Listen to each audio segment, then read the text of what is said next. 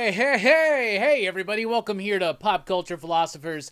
I am Rockin Robbie Billups, here for Rockin Robbie Live. What's up, everybody? It's Sunday night. It was the first full Sunday of NFL football, so that's exciting. We got lots to talk about tonight. We got this upcoming week's new comic books. We got the best comic books of last week. We'll be talking a little bit about Horror Fest. We'll have a Horror Fest related top 5 coming up later on in the show. And of course, show and tell and everything else. This show is driven, though, by your thoughts, your questions, your comments, your concerns, your answers, your everything. Throw it out there in the chat. Let me know that you're here. Say what's up. Let's get the conversation rolling. On behalf of everybody here at PCP, thank you so much for your support over the years, over the months, over the days, over the hours, over the minutes, even tonight. So thank you so much. If you want to support the channel, please hit that thumbs up button. It really helps us out, especially during a live show. Please get involved into the conversation. And of course, you can follow us over at popculturephilosophers.com to have podcasts, blogs, and a whole lot more. You can find us on Facebook. If you're on Facebook, might as well join the PCP Army, the official Pop Culture Philosophers Facebook group.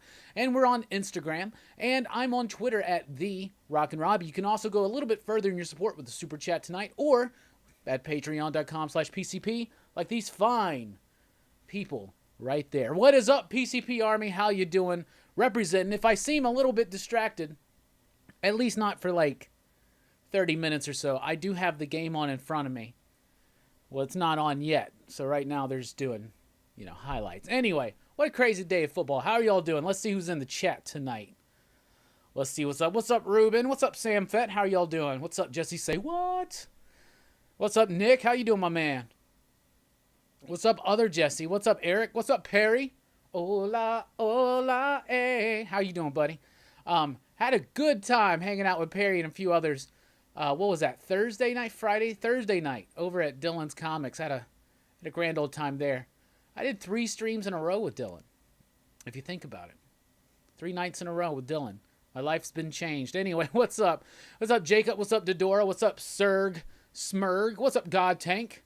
PCP powers activate form of a cold bucket of water. S Squared's in the house. What's up, my man? He says, Yola, Green Lantern, Season 2. Number 7 was awesome. Yes, it was. Very good. And God Tank says, something is killing the children. Number 10. OMG. What? Can you believe it? Dune trailer. OMG, says Dodora. Yeah, that Dune trailer is pretty neat. I don't really have, like, a big super attachment to Dune like a lot of other people do. I've seen the movie a couple of times. I've never read any of the books. When I mentioned that I was going to rewatch the movie, I got some comments this morning on the weekly pop culture wrap-up saying that I should actually just read the book instead. And I'm like, maybe I should. I need to do that. Maybe I need to read those. What's up, Reggie? How are you doing? What's up, Slow Flow Jim? What's up? Dodora says my pick of the week was Free Comic Book Day Jack Kirby. Yeah, you should check out that whole book, right? That's the whole book that it was previewing, I think, right? I think so.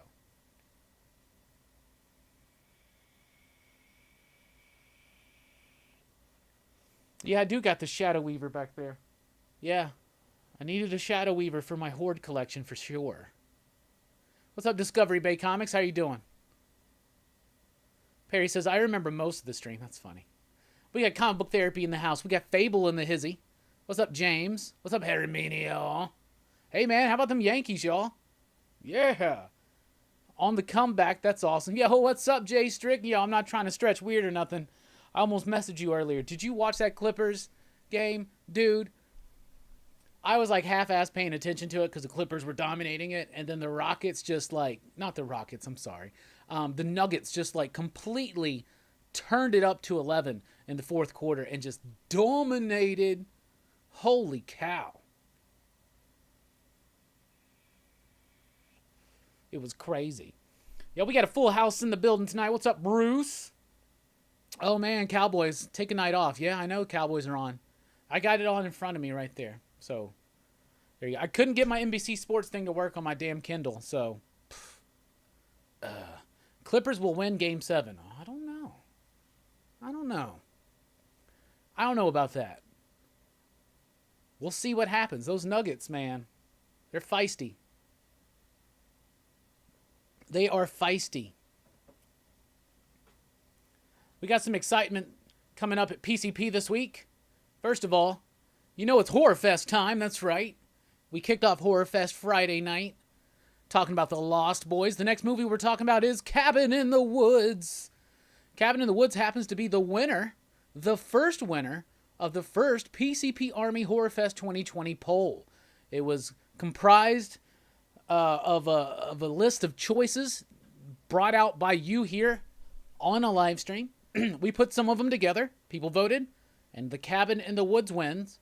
So that's what we'll be talking about on Friday night. Oh, and look at that. We got a super chat. Thank you to Dora.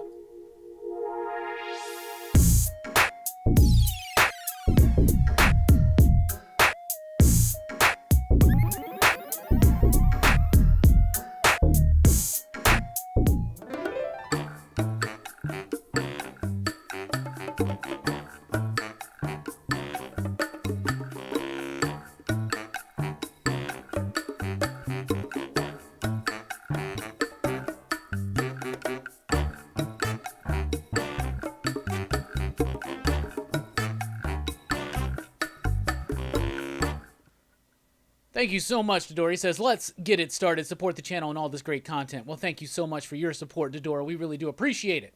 We also have a guest on the show this week. On Thursday night, we'll be talking to Joe Corallo. Joe Corallo is the writer of She Said Destroy from Vault Comics. He's also an editor extraordinaire. He's edited many awesome anthologies, including Deadbeats, and he was the editor of the Comixology original book Lost on Planet Earth, which is absolutely fantastic. I'm very excited to have Joe join me and the Bryaniac on the show Thursday night. So be on the lookout for that. So let's get things going. Let's kick it off with the first 6. And you know we've been going through these Marvel Universe Series 1 cards, so let's continue it. We're still on Famous Battles. We're on card 106. They didn't play back in the day. So let's get to it. First 6. First up, Spider-Man versus Venom. Let's get a good Spider-Man versus Venom. Dope card. Then we got Nick Fury versus Hydra. Yeah. Armor Wars. Really like this one. I've always been a fan of the Silver Centurion suit. There, look at that. Oh, I love it. Love some good classic Iron Man. We got Daredevil versus Wolverine. We've got Daredevil versus Punisher. Hell yeah. Oh, I love this one. Spider-Man versus Green Goblin. And that's the first 6. So stay tuned to the end of the show when we have the final 9. I'm back in focus now. Final 9 coming up at the end of the show, everybody. So what's up? How y'all doing? Brett, what's up? He says, what's up, my brother? Love me some Cabin in the Woods. Hell yeah, it's a great film. And, you know, I was shocked everybody when we were doing one of those streams. It was either the back chat on Friday night or it was over at Dylan's on the After Dark show. Because every Saturday night during Horror Fest, Dylan will be streaming, and me and maybe at times members of the PCP crew will be there, including this week we had Jelani, J-Strick, and Brooks, so it was super fun. We also had Kevin from 1-2 Comic Talk. We all had a very fun time for a couple hours there. Cabin in the Woods is great, though, and I kind of blew some people's minds, though, and I was like, I haven't seen it, I don't think, since I first saw it. Like, I didn't even own it, so I had to buy it. But I love it. Hell, boy. What's up, Nick? Okay, later. Cowboys on. Check in later. Heck yeah, Bruce. Yeah, we'll catch you later, man. Nick, what's up? Nick Hayes. Oh, dang, I still have all my comic cards. Yeah, I got series 1, 2, 3, and 4. Got the Spider-Man series. Got Marvel Masterpieces 1 and 2. Got some sporadic sets here and there. I did have X-Men series 1 and 2. Those were the 2 ones that I thought were super cool. I got most of it back complete, but still got probably a little bit more work to do. And we're nearing the end of series 1. We still got some time, but it gives me a reason to go over there and get all these hologram cards and stuff I have and kind of get them all sorted in order. What's up, TK's Back Cave? How you doing, buddy? TK showed up at the very end of that wild-ass stream on Dylan's channel Thursday night. Had a good time. Man, I debuted the devil horns look. Shaded up with the horns. Had a lot of fun. What's up, Sean? How are you doing? What's up, Sean? So I've been able to read my DC comics already for this week, and man, DC had a really good week. It's a small week, but it's really, really good. Trust me. There's some really solid DC books. And I do want to go ahead and spotlight this. Don't skip out on Don't skip out on Catwoman number 25 this week. It's the start of the Rom V run. He's done a few issues here and there. Those are all fill-in bits. Now he starts his run. It starts off, it's an exercise issue because it's 25. It's like $5.99. But it's got 3 different stories, I think, all by Rom V. Was it 4? No, it's 3. And all by Rom V. The first one is a Joker War tie-in that's actually really, really cool. It ties into a setup from Batman 99 that comes out this week. And then there's another story that's setting up his setting for his Catwoman run. And then the third story was by far the best thing I've read so far this week. But, of course, I haven't read anything but DC. What's up, Liam? How are you doing? Up, Cowboys running out. Nobody in the stands. It's weird with the NFL. And everybody out there, it's NFL Sunday, first one of the year. And it's a crazy situation, of course. But go ahead and shout out your favorite team. We got to call it now so that later on we can't accuse anybody of being bandwagoners. Who's your team? I know Herminio likes the Jets, right? They lost today, didn't they? Did they play today? Yeah, I think they lost. I think they did. I don't know. Jacob says the Jets. Did the Jets win or lose today? Did they play today? Who's tomorrow? Steelers or tomorrow? Who else? I don't remember. Somebody. I watched a little bit of the game on Thursday night, but it was kind of a foregone conclusion. Falcons lost today, didn't they? To the Seahawks? I watched a little bit of that. I just watched Tom Brady lose his first game at Tampa Bay, though. That didn't make me feel so bad. What's interesting is that some of these places are allowing a small number of fans in. And so that's weird. Like the Colts game today was like that. The game in Texas Thursday night was. So I guess, are the Cowboys going to have fans in their stadium? I don't know. It's weird. Patriots won today with Cam Newton. I really hate the Patriots, but I love me some Cam Newton, obviously. War Eagle, baby. So good for him. Fuck the rest. Whatever. Who y'all think's going to win tonight? The Rams or the Cowboys? Let's see if we got some Rams fans. Let's go down this list here. Comic Book Therapy, Falcons, Sean, Texans. Yeah, Herminio, the Jets. Fabled Giants. Tony, Seahawks. Brian's a big Seahawks fan. Reggie says, the Bears. That makes sense. Eric says, Seahawks in Buffalo. Hell yeah. Yeah, Jets lost. Bills, says Nick. Slow Flow Jim says, Dolphins. Herminio says, let's go Rams, too. Damn, dog. John likes the Patriots. Ricky likes the Bills. Coffee Girl, Espresso Guy, Jets. Herminio said the Jags had fans. Okay, that makes, okay. I know a friend of mine who's a big Jags fan. James says Bears. Jacob, let's go Jets. Let's Buffalo, says Nick. Go Rams, says Liam. Steelers, baby, says Jay Strick. Y'all play tomorrow night. The doubleheader on Monday night.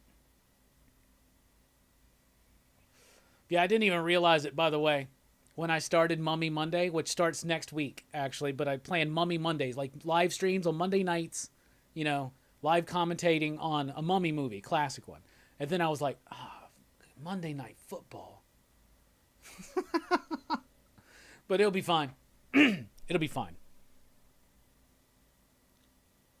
I got to check the schedule and see when the Cowboys play on Monday night. We may have to delay a Mummy Monday. I'm liking the Cowboys tonight, says Comic Book Therapy. What's up, BJ Lines? How are you doing?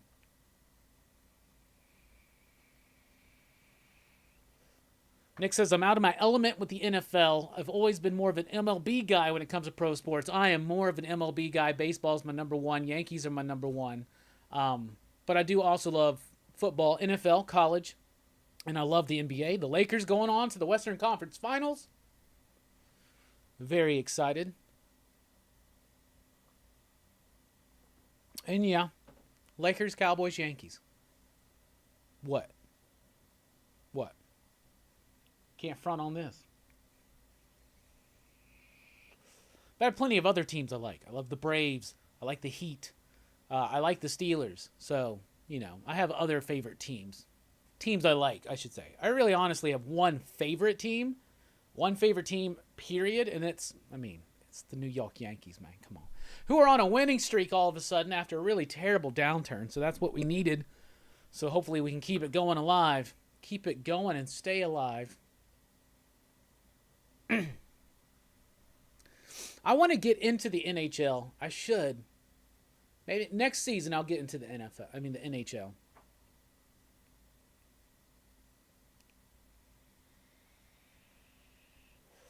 We get all 4, right? Because the Stanley Cup stuff's still going on, right? So we have all 4 professional sports going on right now at the same time. First time Lakers going to the Western Conference Finals since Kobe took them in 2010. Yeah, I know. 0-10 to win, baby. I don't think they won in 0-10, did they? Robbie likes trolling everyone by liking the fans' least favorite team. All right, game starting. They're doing their little anthem thing. Some are kneeling, some are standing. I get it. Are they doing an anthem? Is that what? I don't have the audio on. Okay, well, I'll pay attention when the game comes up. Yeah, sports equinox today. It happens every so often. I like that. I like those. And of course, we're not throwing any shade on international football, meaning soccer in America. American football, I should say. October 19th, Dallas, Arizona. Okay. See, that's going to be a Mummy Monday. So, either I do the Mummy Monday. I'm trying to remember. Monday Night Football starts later, doesn't it? Doesn't it start like 8? These Mummy movies are like an hour. By that point, they'll be like an hour. I think that last one is an hour. Anyway. The Islanders win on Tuesday, then there's another sports equinox on Thursday. Hell yeah. Nick says, can't wait for the Trash Pandas to get started playing. Heard they were trying to bring an MLB team to Nashville. I've always been a Braves fan, even though they choke 99% of the time. Well, this could be the year for the Braves. It's only a 60-game season. There you go.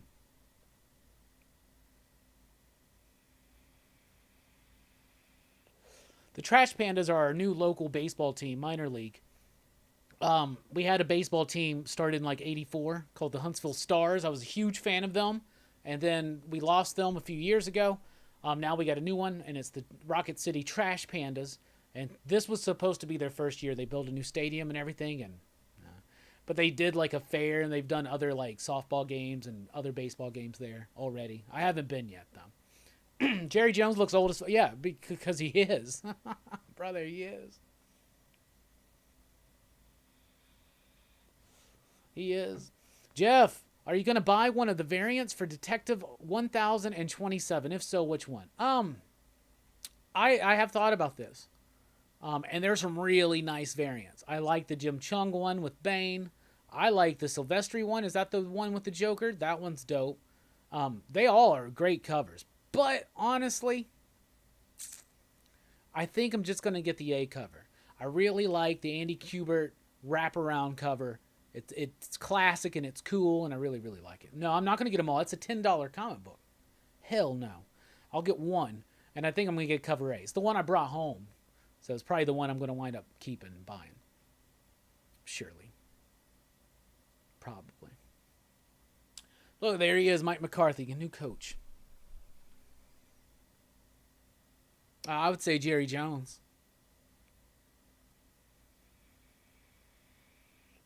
No, Jay Strick, though, you would be the one that would get them all. You'd be all like, man, I hate people that buy up all these covers. And then you would do it. Then you'd give them to me one day and be like, just put these in mystery boxes. I have room for these. Kinko's is getting cluttered. It's a weird stretch, y'all. The cover A is really nice. I mean, it's a really nice image, and it's the wraparound, but some of the variants are really, really nice. The problem is I like too many of the variants, and it's hard to nail it down. Usually when they do the 1,000 issues and the other specials like this they've done, I usually go with the one that represents my favorite era of that time. So like with, I I don't know. I don't know. I just also go with what I like better, actually. With the Joker one, I went with the Sienkiewicz one because that was dope as F. But yeah. Anyway, I'm only cover A's now unless it's Bill and Ted. Whatever. I'm a cover A only guy for the most part. But every once in a while, a variant catches my attention, and I gotta get it. Speaking of variants, that's going to be the topic tomorrow morning on Comics with Bueller. Comics with Bueller, the brand new comics or coffee and comics show. I believe they were able to film it. I haven't heard anything otherwise, but their next show is supposed to be about variants, the state of variants in the industry. Are there too many? What's going on? How do you feel? Be on the lookout for that tomorrow morning, as long as they're able to film it, because, for instance, we didn't do the battle draft this last Friday night because they are dealing with some crazy stuff up in Oregon and Northern California, all that area up there, with all the fires and stuff. So it was pretty sketchy there for a while. I think it's kind of cooled down a little bit for our friends on YouTube, I think, but doesn't mean that the threat's over.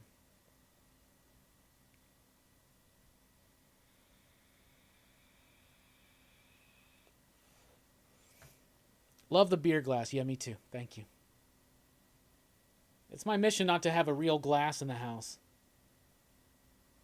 I have a few. So I haven't had friends over in a while aside from Mulan night. But I hopefully I can get some more of these things broken and out of the house. Now, I love these glasses. The problem is you have to hand wash them. It's not that that's a problem. Hand washing glass is literally one of the easiest things you can do. It's easier than loading a dishwasher and unloading it. But no, I have a lot of these things now. I want more. I want one with an alien head, like the typical alien head. I want one with like some horror movie icons on it, because the only ones I have for like horror fest stuff is like my Count Chocula and Frankenberry and Boo Berry ones, which are cool. It's nice to have those, but it is what it is.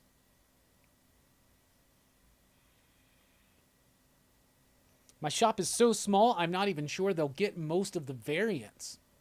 Well, if there's ever a variant you want to see, Jacob, you got to get on it. Now, I don't do any kind of spotlight on variants or anything like that. Bueller does all the variants on his Wednesday preview show, but that's before FOC. So I don't know. Well, who's the best? I'm sure some YouTuber out there covers solicitations and the variants in particular. Does anybody have anybody that they would recommend for people to check out to be able to find out information on variants ahead of FOC so they can get special orders in? Should I do a variant show? Doesn't Hero and the Kid do a variant show? How far ahead do they do that? See, the problem is sometimes they don't even let you know what the variant is. We've had to order comic books without knowing what the comic book cover looked like.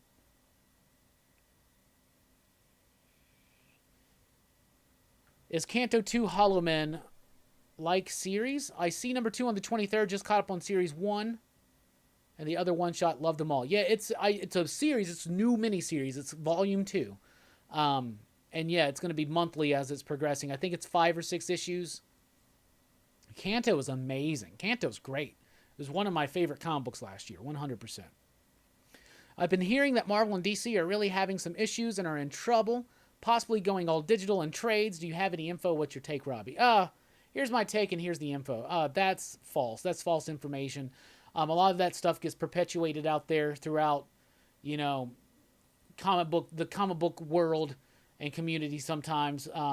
Because first of all, there's a fear of that in a lot of people's hearts. But to be honest, no, there's no danger of publishing going down. DC is going to be cutting some of their line. Cuts happen, things like that. So, but they're not going to stop publishing content. Now, trades are on the rise. Digital sales are on the rise. But what is still on the rise as well are print sales. So it's a not necessarily thriving would be the wrong word, but it's not in danger. It's not in danger at all. Not in the foreseeable future. What digital and trades do is they actually do a better job than single issues of getting new readers into the market. And that's really cool. And that's why those numbers rise so high. And a lot of times there is focus put on digital and graphic novel content, as I think there should be. But they haven't stopped to focus on the direct market with the single issues. Damn, Ram's already knocking on the door. Do you think Jarro is the Robin King? No. Well, you know who the Robin King is. It's an evil little Little Robin, but not Jaro. Fable says Simple Man's Comics does a great FOC show. So there you go. Check that one out. Those are good dudes. I like them. Over at Simple Man's. God damn. Okay. All right. Well, there it is. That's what's up.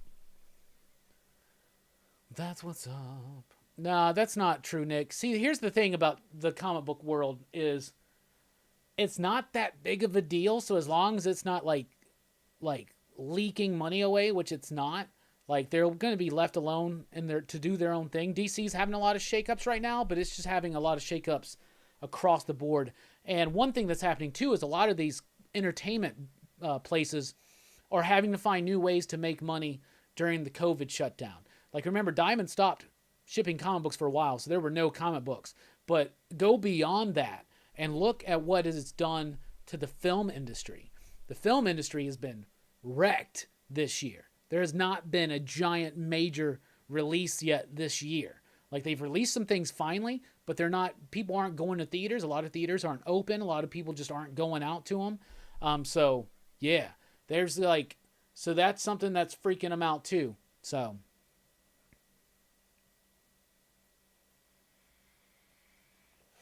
But one cool thing about like Marvel Comics in particular is cool for the MCU and for Disney overall because they are basically test marketing content for their TV and film productions.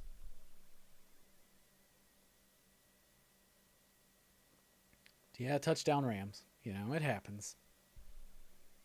It happens. Matthew, what's up? He says Sanctum Sanctorum comics for variants. Okay, check it out. Taki says economics and comics is the best for free FOC. Ash is the only horror icon you need.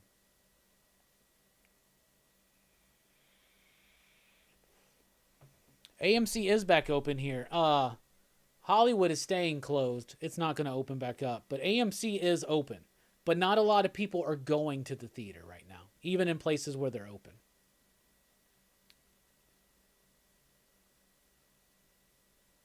I'm watching the game, but you're on too. Only I may not be able to write in. So Heavy Vault by Bemis is coming out. Yes, it is. Got it on my list. We'll be talking about what's coming up in comics soon. But first, we're going to talk about the last week. What was your favorite comic book last week? What was your pick of the week?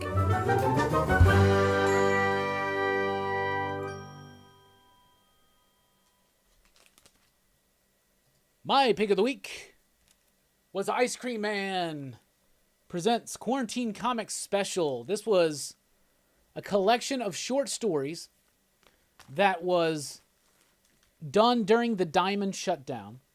So W. Maxwell Prince and Martin Morazzo and Chris O'Halloran got together and did little short stories of Ice Cream Man.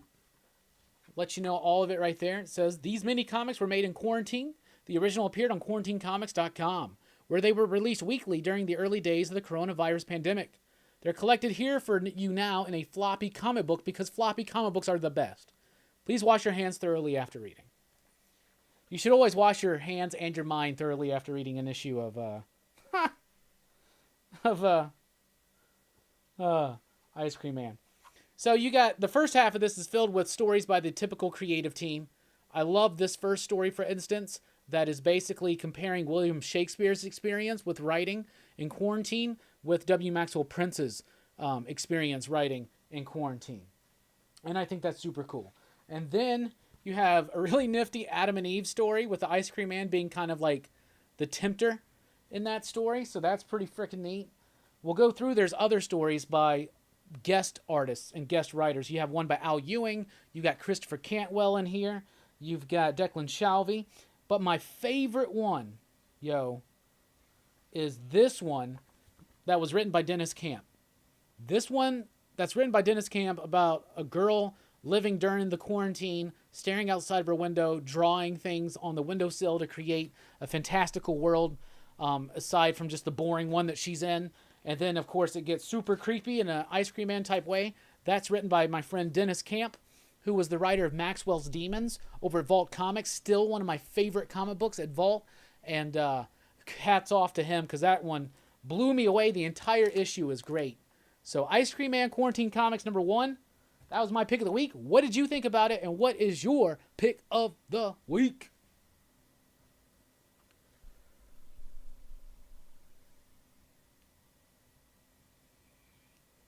Let's take a look at what people are saying.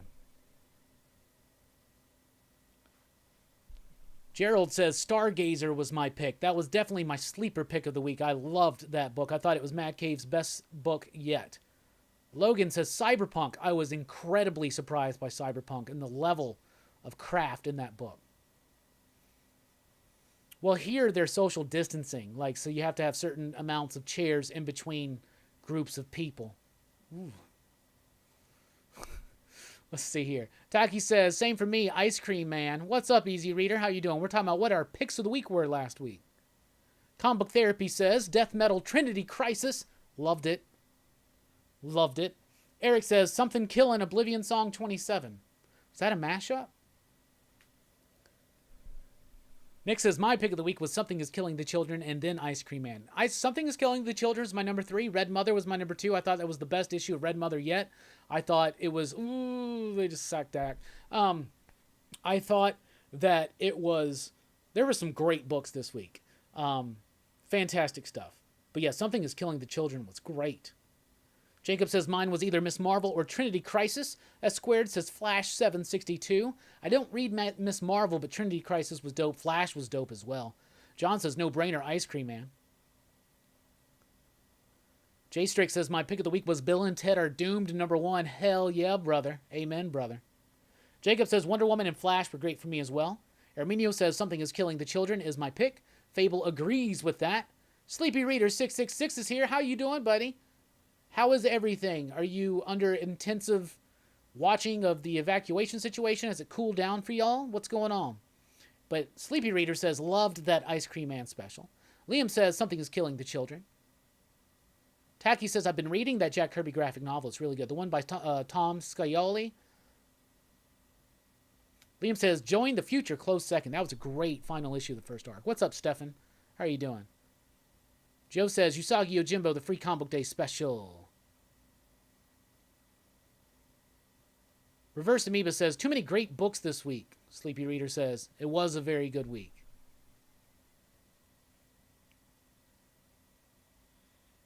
Ricky said, mine was 3 Jokers. I just read that the other day. Hell yeah, man. That's your pick of the week. Come on, Dallas. It started to make me nervous that everybody was picking Dallas to win today on all the pre-shows, and I was just like, man, this is bothering me. This damn it. Sleepy Reader says, smoke is crazy here, but we don't seem to be needing to evacuate. Hell yeah, good. A lot of craziness over there. And the pictures are nutso. 2020, right? Jesus. Someone's like, I'm ready for next year. I'm like, don't worry. What, you mean the sequel? I hope not. Most don't agree, but I actually enjoyed Superman 25. Can't be Reese on art. You are right, Gerald, about that. Ivan Reese is great. He's got a story in the Batman Detective 1027 this week with Scott Snyder, and it's pretty good. His art on that's great. I love his art. I've always wanted him on a Superman book. Bendis' Superman is not doing it for me, but, he's nearing the end of his run, so we can talk about that a little bit. I'm relieved for Bendis to be wrapping it up because I feel like he's had his chance, he's had his shot, and he hasn't captured everybody. He hasn't made the waves yet. He has people that like it, but right now it's just not working. So DC's going to have to change that up. So they're going to let him finish out what he's doing, and then we'll see what happens. Who's going to take over? We have no idea right now, but there are rumors right now that because Dan DiDio is out, and because Bob Harris is out now, that Mark Waid may be coming back into the fold. Mark Waid has always wanted to do Superman. And I would really like to see Mark Waid do a Superman. Now, I know Nelson had commented on the weekly pop culture wrap-up saying that he wanted Tom Taylor and Mark Waid to switch duties. I think that would be great. Bring in Tom Payer. Well, he's busy right now. Isn't he part of the Ahoy crew? But, back in the day, what was it? Mark Waid. It was Mark Waid, Grant Morrison, Tom Payer. They put together a whole design for the Superman books and the Superman family. And They wanted to do an extensive run, and they got completely just ganked out of it for Jeff Loeb and Joe Kelly, which I like that run. I really do. I think that's a very strong run of Superman. Strongest since Death, for sure. Death and Reign. And, but man, imagine what Wade and Morrison would have done. Now, Morrison had a shot on Superman with Action Comics. Unfortunately, it was the New 52, so he didn't really get to play with familiar toys. He got to do his own thing with it, though. And I really like his Action Comics run. But it'd be cool. What if they relaunched Superman and they did it, like, let's just say they went all out. They did it weekly again, right? Maybe just 3 titles. What if they had Mark Waid, Grant Morrison, and Tom Taylor? Would that not be amazing? But also keep in mind that Josh Williamson's leaving his Flash run right now. And he's been working on Superman already with Superman Batman. Maybe that was like a test. I don't know. Who knows? We'll see. I don't think Wade's out of Marvel. He's not exclusive anywhere. But the thing is that Wade did not have a good relationship with Dan DiDio, and especially not with Bob Harris. But now that they're both out, all of a sudden, he's credited as one of the writers in one of the upcoming DC Dark Knight's death metal one-shots. So there you go. That's where the rumors really start kind of coming in. But basically, now that DiDio and Harris are out, Wade can come back in. Don't forget that Wade wrote one of their most successful evergreen superhero projects with Kingdom Come. So, now I know, obviously, Alex Ross had a shitload to do with the success of that, but so did Mark Waid. I think Mark Waid understands the character of Superman, and I think he would be able to give us... I hope he would be able to give us something powerful. We need a Superman book to hit us the way a Donny Cates Thor book hits us. I'm not saying like with spectacle and all this kind of stuff, but it needs to be huge. It needs to feel impactful. And that's something that they wanted. I think they thought they were going to get when Bendis came in, but they didn't quite get it. Because people didn't really care about Regal Zar, and people just didn't really like the aging up of Jonathan Kent, because if it ain't broke, don't fix it, and you completely wrecked the dynamic of the Super Sons, man.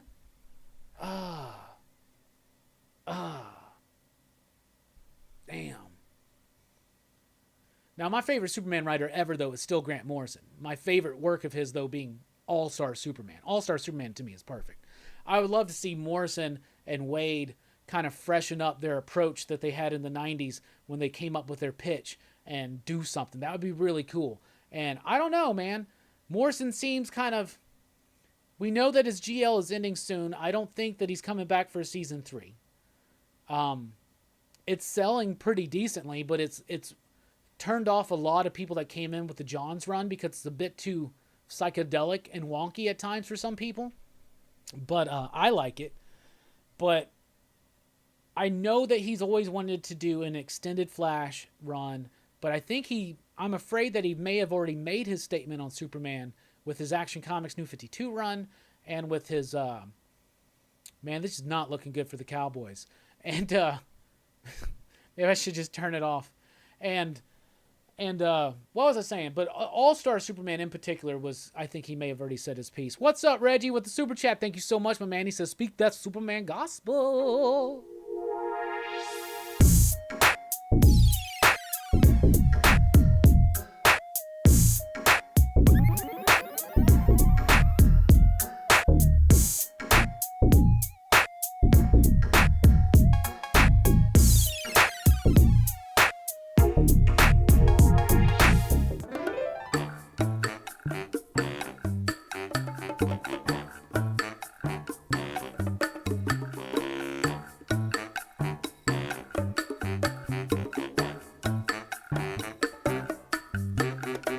Yeah. Know what you say. Yeah. Yeah. Yo, let me tell you about this little man I know. His name is Hellboy. He was sent to the earth some long time ago. You know. Whatever. His name was Hellboy. Y'all ruined me with that Hellboy thing, man. Now I can't think of anything else throughout the day. Anyway, thank you so much for the super chat, Reggie. Speaking of that Superman gospel, I think Superman needs to be powerful, and he's got to represent what he represents in mythology, and he represents the sun gods. He represents the sacrificial gods, the messianic figures, those kind of things. You got to bring that into it in a subtle nature. You not too directly. Man, it's not looking good for the Cowboys right now. But that's what you got to do, and you got to make it big and epic and huge and feel big. He's like, that's what you need. It's not like I'm saying Donny Cates or that style of Cates is Superman. I'm saying Superman needs to have a more classic vibe to it, but it's got to feel big, impactful, and event-centric, almost in a way. Like, you got to feel, I think we should feel that the DC Universe, like, springboards off of what happens in Superman and Justice League. And it seems like it springboards after what happens in Batman. And I get it, but Batman is not the mythological figurehead of the DC Universe. I get his popularity, and I love that. But that's why I love metal so much. Death metal in particular is what I'm saying, is because it sprung out of Justice League. And that was something that I feel DC has been lacking. These books need to lead DC's direction. Superman, Justice League, they got to have the best creators. They got to have the best directions. They got to have the most challenging and bold and epic storylines going on. They just got to. I feel like one day, when Hickman's done with the X-Men, he's going to go back to just doing creator-owned stuff, meander around for a while, but then I feel like one day he will do DC work. And I think he could do an excellent job with Superman and Justice League. But I know he loves Legion of Superheroes, so maybe he'll do that.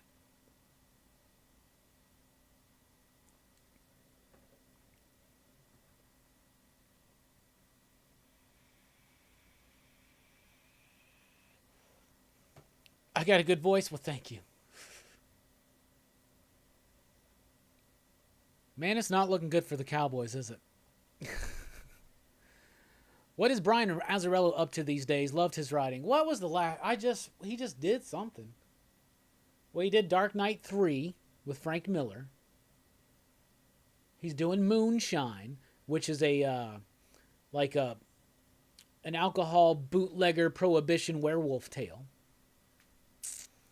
And I know he's doing something else. I can't remember, though.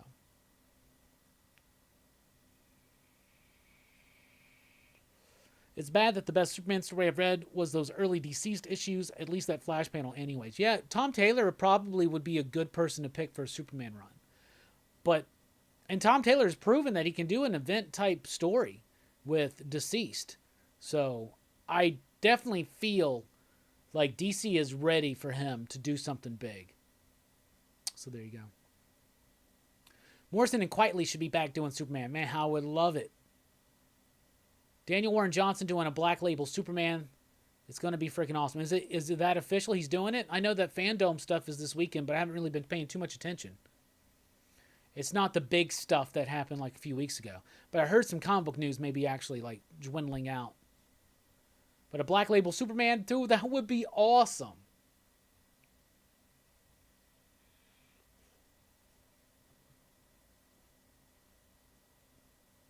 Oh, yeah, Faithless. He does Faithless, too, as well. It's not looking good for the Cowboys, is it? It is straight fire, D-Mets. I don't know why I had to prove that. Donny Cates would kill it on Superman. I don't know. I don't know about that. I think Donny Cates would kill it on Green Lantern. I don't know about Superman. I'd have to think more about that. I want to see more Batman Universe by Bendis and Darrington. I'll tell you one thing, Daniel. Bendis has a story in the Detective Comics 1027 this week, and it's actually pretty good. And everything I've read from him on Batman has been solid so far. I want Brian Michael Bendis and Alex Maleev to do a Batman run. Why not? I think that's the best place to plug Bendis in at DC. Put him on Detective Comics. Have it go alongside James Tynion's plans. Don't just let him come in and do his own thing. Let him come in and do his own thing on a book with a partner that's embedded in the DC kingdom right now, if you will. I did not get an advance of Stillwater. If I did, I never noticed it coming through the pipeline. But I'll read it when it comes out this week. It's going to be my entry into Thunderdome this week. Yeah, Wonder Woman Dead Earth was amazing. Remender on Superman would be really cool. I don't think that would happen because Remender is totally kind of like waved off work for hire right now. So I don't think he would come back to do it. But that would be really, really cool.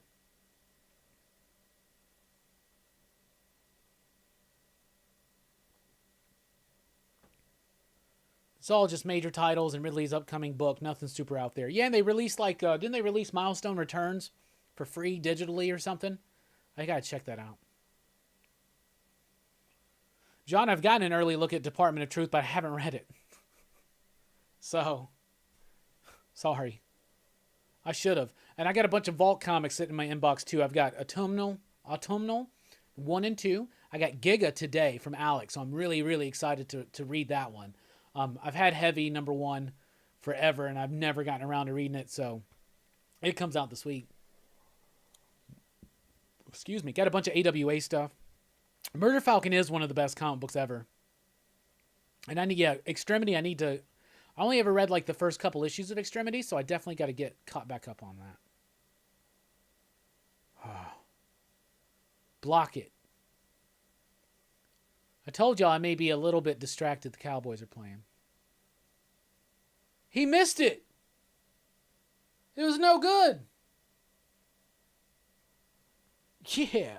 What news can I tell you about the Eternals? Well, I don't know if you're talking about the comic book or the movie. Here's what I can tell you. The Eternals was a comic book from the 70s that Marvel created by Jack Kirby. And it's pretty nifty. I've never read every single issue, but I'm very excited about the omnibus and collected editions coming out in time for the movie. I'm excited for the movie. I'm excited to see the MCU take some of Kirby's very Kirby-only concepts. There's no Stan Lee influence on the Eternals, so it's a different animal, but it's still ingrained and embedded with the Marvel nature, because the Marvel nature was just as created by Kirby as it was Lee and Ditko and Buscema and Ramita and others. Lieber and Thomas, especially later on. So that's cool. There's a new comic book, Kieran Gillen. Very excited. He's a great writer. I think he could do something with these characters. Assad Ribic is on the artwork, so that's going to be really cool. He's not going to be able to do consistently a lot of issues in the run, so I hope they get a decent artist to come in and alternate storylines with them. Someone whose style is not too different would be pretty wise, I would think, because it's going to be hard to alternate stories with Assad, because he's just such a realistically cool, awesome fantasy like artist, like really great stuff, and that's pretty freaking awesome. And it also has a shitload of covers, which is completely unnecessary for the Eternals, 100%. But anyway, that's what I can tell you about the Eternals in a nutshell.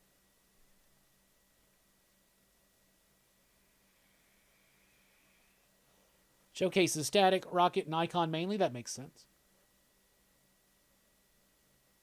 What about Gail Simone on Superman? I've never been the biggest Gail Simone fan, so I particularly wouldn't be super hyped for that. But I know a lot of people would. Grindle, Kentucky, great first issue. Yeah, I want to see where it goes from here. I should really get caught up on my advanced review stuff. Tom Taylor on a Young Justice book, maybe. That would be cool. I'd like to see Tom Taylor. So we have openings, and we need Tom Taylor to move into an ongoing more key type book at DC. Tom Taylor maybe taking over Green Lantern after Morrison and Sharp wrap up their run. That could be cool. We're not too far away from that. We're not too far away from almost near line-wide reboot, relaunch, restart. I don't know what you want to call it. I don't know how they're going to approach it, but post-metal, something's coming. We'll see. Tom Taylor, I would love to see on Green Lantern or on Flash. I think would be cool. Now, he can do Batman as well. So I actually pegged him to be the guy that would take over Batman after Tom King, but they gave it to Tynion. So, yeah.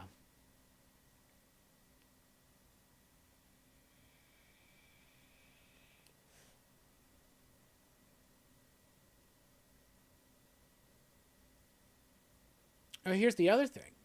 Zdarsky's been doing work at DC. Could they eventually maybe get him to do something? I wouldn't necessarily like to see him do Superman, but what book would you like to see Zdarsky do over at DC? Personally, I don't want to see him at DC right now. I want him to see him continue his Daredevil run and take over Fantastic Four.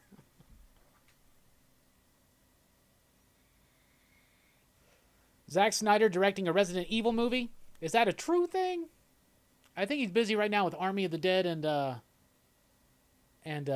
Snyder Cut. But I'm just saying, if Zack Snyder did a Resident Evil film, I'd check it out. Be a lot of slow motion.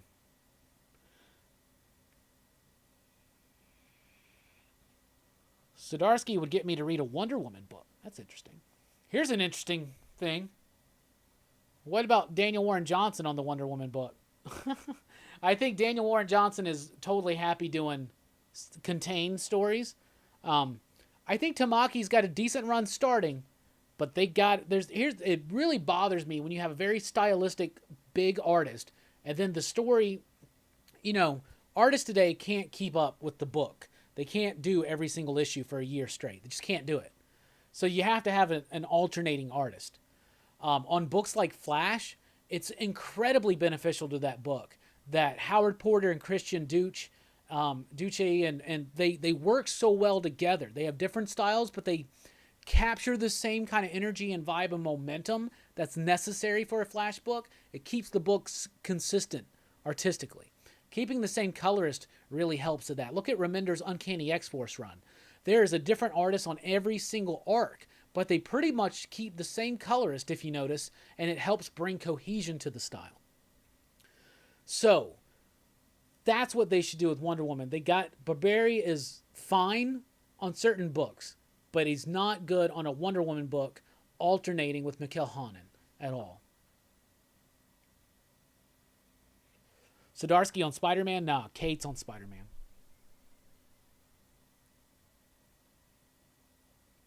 Tomasi is so underrated at DC. I think Tomasi's, and I noticed that Damien had said this earlier, Tomasi's run on Superman was great, and I hate that it kind of got cut short, because he was doing some really great work there.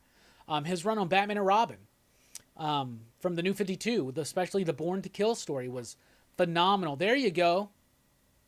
There you go. Step it up, Gallup. Carlo Barberi's going to Spawn? Here's the thing. Here's the thing that's interesting about that. At first, my reaction was no. Then I started thinking, that means McFarlane would ink it. And he would have a really good colorist.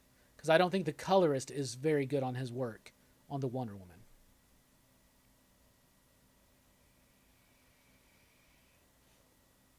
Robbie, what's a dream team you've always wanted to see and on which title? I'm sure I've had many of these over the years.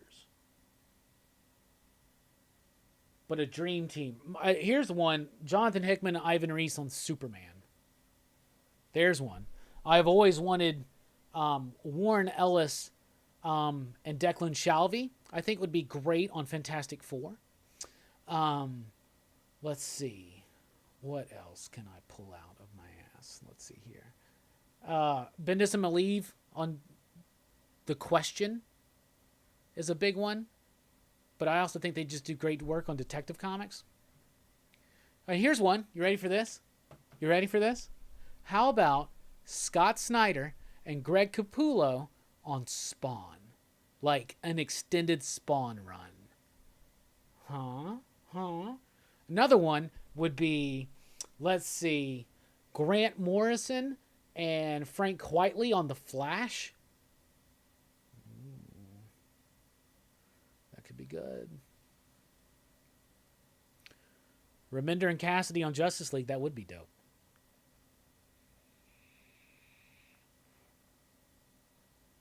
All the Green Lantern writers can also do Superman. Ron Mars, Justin Jordan, Superman, although they did too. Yeah. Ron Mars is back. He's one of the writers on the Endless Winter thing. So that's another thing I think that happened because DiDio was out, but more importantly, Harris was out. Oh, Donny Cates and Marco Cicchetto and Amazing Spider-Man. Nice Fable. That's a good one, bro. That's a real good one. All right, let's take a look at what's coming up this week. What are the Cowboys trying to do here? So coming up in shops, September 16th, we could just watch Bueller's video, but instead I'm just going to run through the list real quick. From Dark Horse, we have You Look Like Death, Tales from the Umbrella Academy #1. First part of a 6-issue series focusing and spotlighting. When you put it together, spocusing. I like creating words, so you know what a spocus is. But focusing on Klaus, the Seance from the Umbrella Academy. It's co-written by Gerard Way. It's not the next volume of Umbrella Academy. It's a side story, but I'm cool with that. I'm cool with any more Umbrella Academy comics. Anything I can get. IDW, we have G.I. Joe #8. We've got Sonic the Hedgehog #31. Star Trek Year 5 #14. That's nearing its end soon, I believe. From Dynamite, we have Betty Page #2. Deja Thor's #8. Let's see. Red Sonja 19. Maybe they'll put covers out for books that have already come out, just new covers. Vampirella 13 looks like it's new. Maybe it's not. No, I don't know. Who knows? Not the one that I follow, which is Red Sonja, Mars Attacks Red Sonja. From Boom Studios, we've got Faithless 2 #4. Firefly #20. Dark Crystal, The Age of Resistance #11. Once in Future #11. Seven Secrets #2. I've read that one. It's really good. If you thought #1 was good, wait till you get to #2 because it gives you the gist of the character and the story going forward.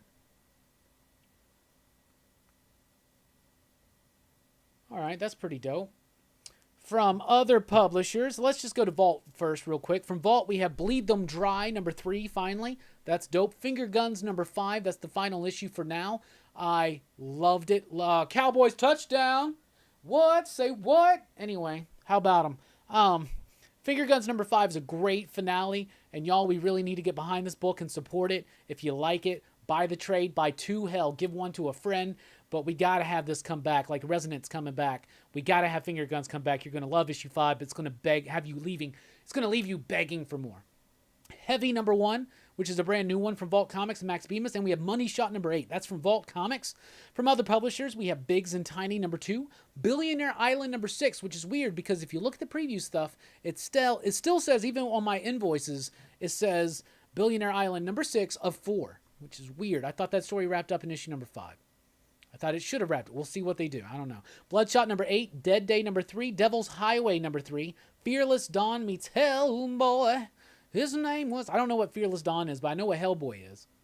Grit #3 and Old Haunts #4. Where are my scout books? I got to email them. Old Haunts #4. From Image Comics, we got Big Girls #2. Headlopper #13. I got to get caught up on that book. The trade paperback of Little Bird finally dropped, so if you didn't want to get the hardcover and you missed out on the floppies, here's your chance to get, in my opinion, the best book of last year. Outcast #46. Ooh, the Royal City Complete Collection. The hardcover is coming out from Jeff Lemire. Royal City was an amazing comic book, and this has actually got a lot more pages added to it. And Stillwater #1 from Chip Zdarsky. It's a new horror comic over at Image. It's going to be my entry into Bueller's Thunderdome this week, if he's doing Thunderdome this week. I'm pretty sure I fared pretty terribly with the Bill and Ted one, but, you know, we're just Bill and Ted fans, man. From Marvel, we have Arrow #11. Amazing Spider-Man, The Sins of Norman Osborn #1 is tied into the whole Sin Eater stuff, which has actually been really cool. Captain America #23. Conan, Battle for the Serpent Crown #5. It's the final issue. Excalibur #12. Giant Size X-Men Storm #1. Some great covers on that one. A great Bartel cover, a great main cover, and a great timeless variant by Alex Frost. Hellions #4. Immortal Hulk #0 is out this week. Immortal Hulk #37 with the timeless Alex Ross variant. Iron Man #1, a new series by Christopher Cantwell, writer of Doctor Doom, but also the writer of everything, so that's cool with me. I'm excited for a new direction on Iron Man, see what they do. Star Wars number 6. Darth Vader number 5. Thor number 7. You know we happy about that. You know we happy. X-Men number 12 really kicking off. Ten of Swords before the Genesis storyline. X-Men Marvel's Snapshot. And yeah, that's from Marvel. From DC, we have Batman 99, the penultimate issue of the Joker War. I've read all these. That one's dope. Detective Comics 1027 is 144 pages for $10. It's like a trade paperback, and literally almost every story, because there's like one dud in there. It's the Wolfman story. I hate to say it, but the Marvel Wolfman story is a dud.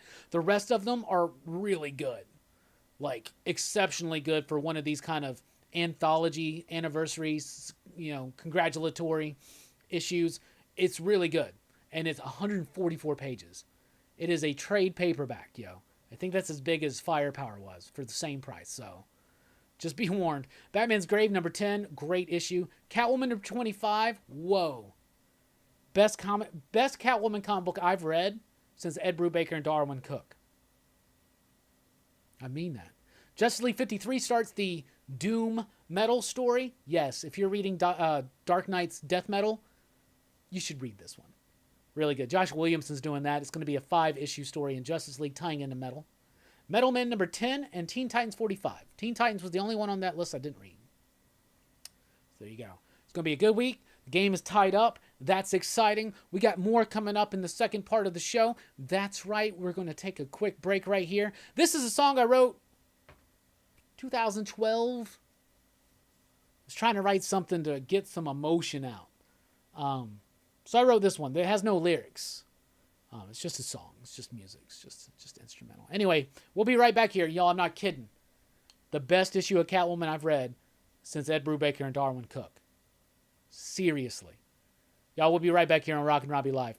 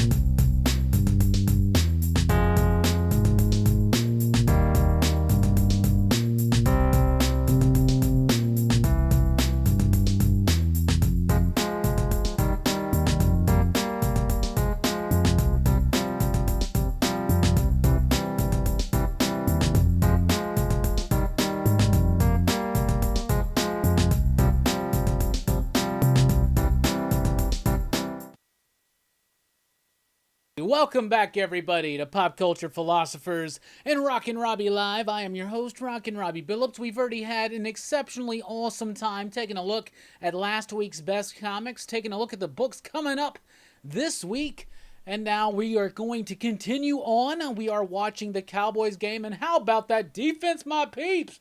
Oh my goodness. I can't believe it. This game's driving me crazy, but we're still streaming. We're still doing what we're doing. How do you do? Thanks for bearing with us through the break. You can follow Pop Culture Philosophers on Facebook and Instagram. And if you're on Facebook, you might as well join the PCP Army. It's the official Pop Culture Philosophers Facebook group. And in there right now, the Stephen King PCP Horror Fest poll is up, pinned to the top of the page. Get your vote in right now. Salem's Lot is in the win.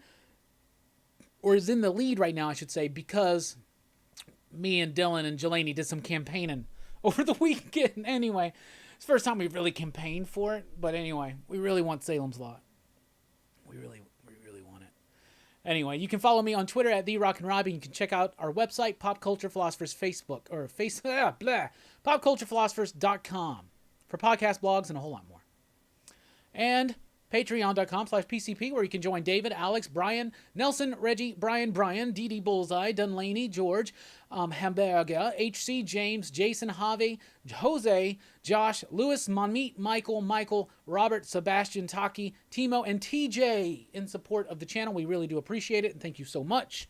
And for those of you out there who purchased a PCP Army exclusive PCP mystery box, those are shipping out this week, 100%.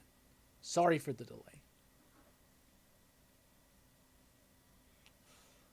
Yeah, Rams field goal, but that's fine. Like with the way that the defense seemed to have stopped them, that seems really cool, and I'm excited. Young Robbie. Yeah, that picture's from 2007. It's from the album photo shoot for Greenlit. I like that photo. And yeah, I like the jacket too. It was a windbreaker though, so it was like it's long since been lost, unfortunately. But I didn't wear it too often. I wore it then because, first of all, it had been raining. And I knew that in a photo it looked badass. Oh, man. The oddies. This picture of Robbie looks like it's from the Buffy series. Oh, thank you.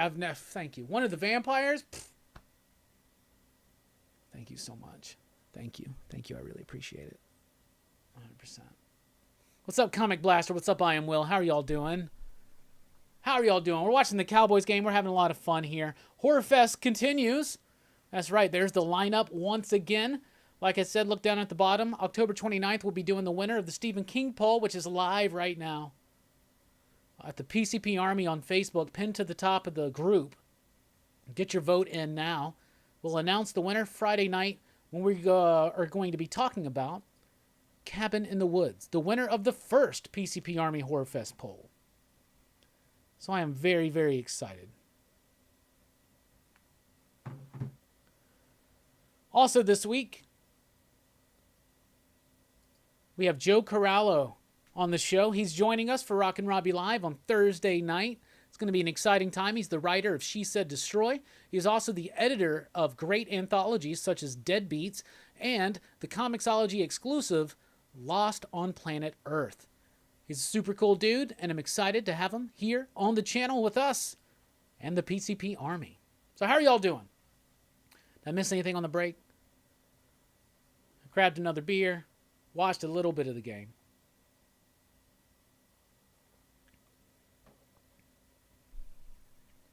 Funny thing is Dallas is called America's team, yet the Buffalo Bills are the team that wears red, white, and blue. Bills smacked Dallas last year, too, on Turkey Day night in prime time. Thanks, buddy. I didn't remember that. Just kidding. I did remember that. But hell yeah, more power to you, buddy. Thor's death in Cabin in the Woods makes me laugh really hard, too. So, y'all know what's going on. This Friday night, 9 p.m. Central Time. Join us for a frightfully fearful Friday here at PCP as we host PCP Horror Fest 2020 Week 2. This week's movie is Cabin in the Woods. So that means the call is out right now. Watch Cabin in the Woods and then join us Friday night, 9 p.m. for a live discussion with me and the excitable PCP crew, including Dylan, that son of a bitch from Dylan's Comics. We're trying to get Dylan to 1,000 subscribers, and we will be joining him on Saturday night streams, Horror After Dark. We did the first one this last Saturday. It's a continuation of the back chat of Horror Fest, basically. And Dylan's got some great ideas for topics of discussion as the weeks progress. There will be other YouTubers involved, and it's going to be an exciting time. Those will be on Saturday nights over at Dylan's Comics. You will find Dylan's Comics in the featured channels page as Friends of PCP on the homepage here on our YouTube page.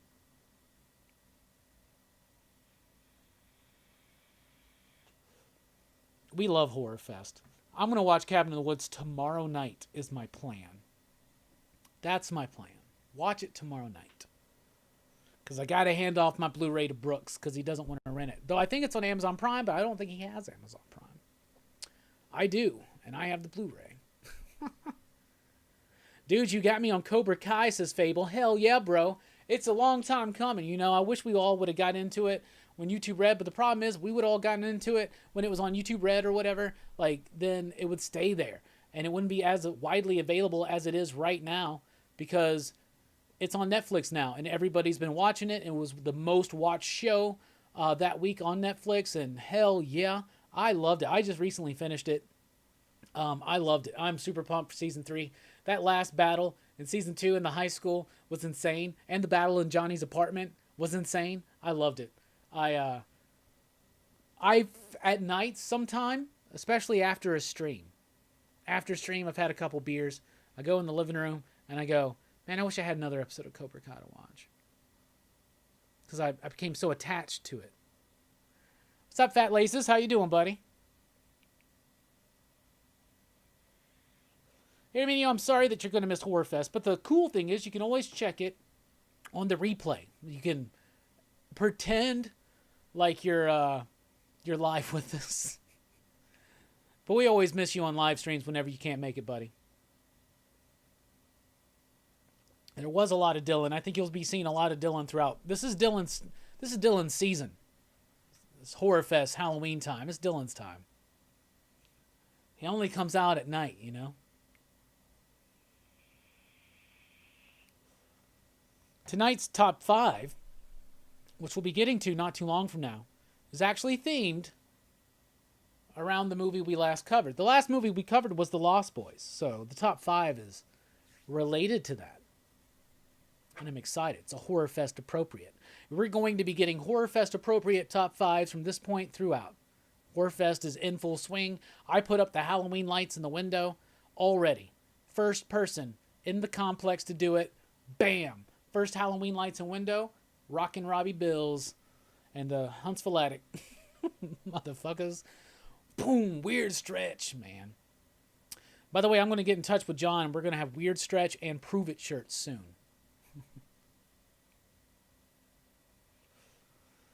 You know what? I am Will. That is not what I'm doing. Top 5 vampire kills, but that's a great one. Even just top 5 kills would be good. Maybe vampire, though. We do specific ones. Anybody else have a suggestion for a Horror Fest Halloween-y type appropriate top 5? Cowboys missed the field goal. Did they? I didn't even notice. I think I'm on a lag from you. Oh, yep, because they're about to try it right now. Are you telling me they missed this? 53-yard attempt? God damn it. Yep. Jesus. God damn. Anyway. What's going on? It's been a horror year for me so far. I've been making an obscene amount of time for horror during the quarantine. Ha ha ha. See, what's crazy is that as we build into Horror Fest and we know it's coming, we do Action Fest, so it kind of... We stop watching horror films because we like... I mean, Horror Fest, yeah. It's like throughout the year as well. But... So we kind of wean ourselves off of horror movies. So then, like, when it comes, we're ready. You know, we did Lost Boys and... Anybody else have a suggestion for a Horror Fest top 5? Hey, we got Bob in here. What's up, Everything Comics? Holla, everyone. Just wanted to stop in real quick and tell Robbie our defense looks crap. Hope everyone is well. Stay safe, y'all. Well, I'm glad you popped in, even though our boys are playing. I got it on the screen right now, though I'm not being able to pay too much attention to it, which means it's been one of the least stressful opening nights that I've seen. So that's pretty rad and cool. Glad you're doing well, Bob. Glad you're doing safe. Bob sent me a couple messages I gotta get back to. I'm really bad at returning messages. So bad. Top 5 horror comics of the year, bro. Come on. It's a good one. I did a top 5 horror comics video once. But there have definitely been some new ones.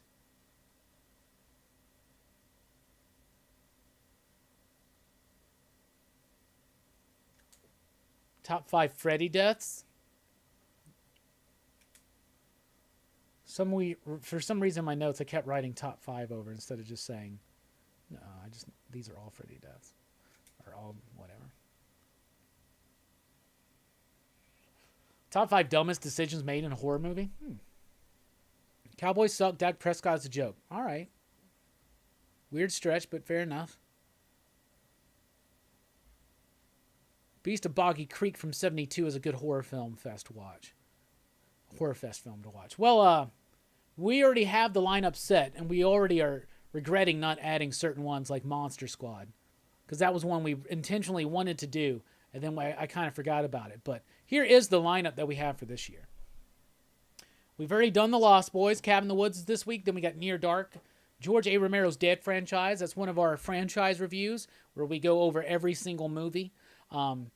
October 9th is Reanimator. Then we're doing the franchise experience with Phantasm, all 5 films.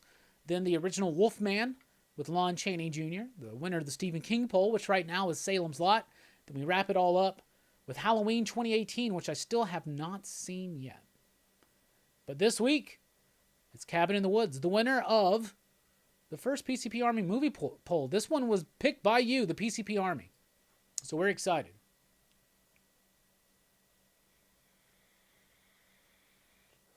Top 5 Marvel events that have left you dead inside? Well, no event has left me dead inside, but disappointing events. Off the Dome, Original Sin. There's one. I wasn't disappointed in the story of Fear itself, but I was disappointed that they immediately undid everything relevant. Like immediately, in those .1 issues, immediately. So I guess Fear itself.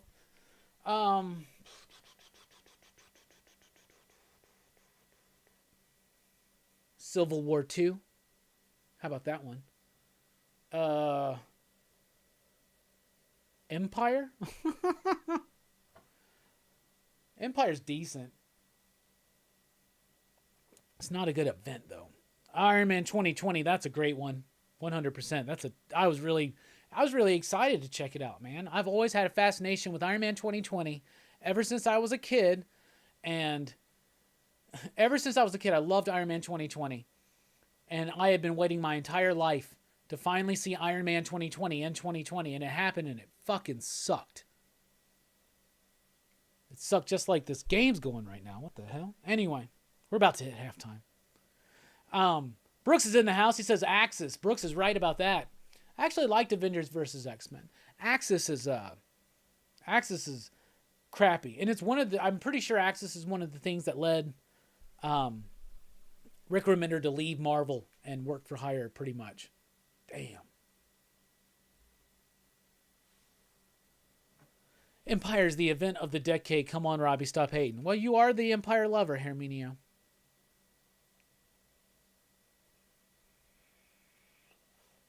The Thing, The Shining, The Howling Life Force. We've covered The Thing twice on the channel. Once in the early days, the golden age of PCP, and then we did one this year, and that was one of those more elongated. Because our reviews now are live and they're elongated. They're more podcasty, I guess, and more just kind of hanging around bullshitting. We were talking last night after the show about maybe doing a little bit more structure. Try to make them leaner. Because they're over at midnight our time. And I got to work the next day. And I can never wind down after a live stream. But we can't start them earlier because of scheduling. And I also like the idea that it's like a late night show. So it like fulfills my dream of hosting a late night horror show. Like I feel like I should do the set all kitschy. You know, and I put up my stuff. My Halloween stuff, if you guys noticed. Yeah. Yeah, isn't that cool? Anyway, like look like Svengoolie or something. I want to get us all to dress up one night. Like maybe on the Halloween one, we all wear a Halloween costume, no matter what it is. And you can only see this. You don't have to get a whole costume. Just like paint your face or put on a mask for part of it. I don't know.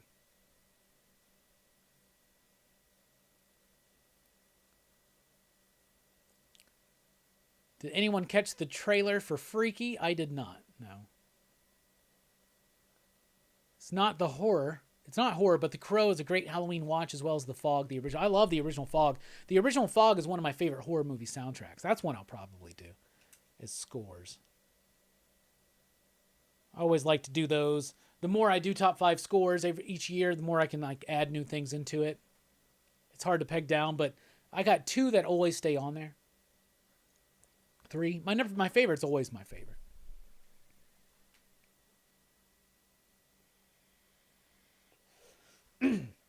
I remember you saying that The Boys wasn't your thing as a comic. Are you digging the show at all? They have deviated a lot from the comics in the 2nd season. I haven't watched the show, so I don't have an opinion on that one. So there you go. But I've heard that it deviates from the book, and I've heard from a lot of people that I know wouldn't like the comic, that never read it, that really like the show. So I'm pretty sure I'll get caught up on it soon. Right now I am in between shows, because I finished Cobra Kai and I've yet to start something new. I'm actually an episode behind on Lovecraft Country, and I guess there's one tonight, I'm assuming, so I'd be behind that one too. So I got to get caught up on that. But I'm thinking of checking out Brave New World, which is the show on Peacock, which is done by Grant Morrison, which is based on the, Aldous Huxley novel? I've never read it. Top 5 werewolf movies. Off the Dome, Howling, American Werewolf in London, The Wolfman, Curse of the Werewolf, Werewolf of London.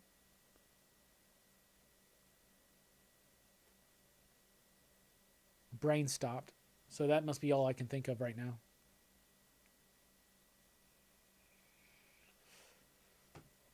Top 5 villains or villainous, like horror villains. Horror villains. It's 2-minute warning. I saw a bunch of you were saying hello. Hello, everyone. My apologies. I don't want anyone to think I'm snubbing you. See, everything comics, I told them you were snubbing them, so don't worry. They don't think they know. I'm just kidding. Do you remember those 1980s costumes where they were plastic like ponchos and you would blow up their head and wear it on the top of your head like a bat or a clown? Yes, I do. Yes, I do. I had one time. It was inflatable like double heads, so it looked like there was 3 of me. Another one I was thinking is like, what TV shows do the best Halloween episodes? Like, yo, what? Seriously. Oh, Teen Wolf. Dude, I even got the Teen Wolf pop right there. SDCC exclusive. Hell yeah, because he's got the Teen Dog shades on. He's got the Teen Wolf shades on. Bruh. I love me some Teen Wolf. I like Teen Wolf too. Jason Bateman. Young Jason Bateman. All right, come on, Cowboys. Let's do this. You should do a top 5 for every decade. That's not a bad idea. That would take them all up, but that's good. Maybe I'll pick certain decades. When I write, it moves the camera, doesn't it? Because this desk is super shaky. I'm about to move a more sturdy desk in here. Due to some donations that we've gotten throughout Super Chats and just personal donations and things like that, we're going to get a more sturdy desk in here.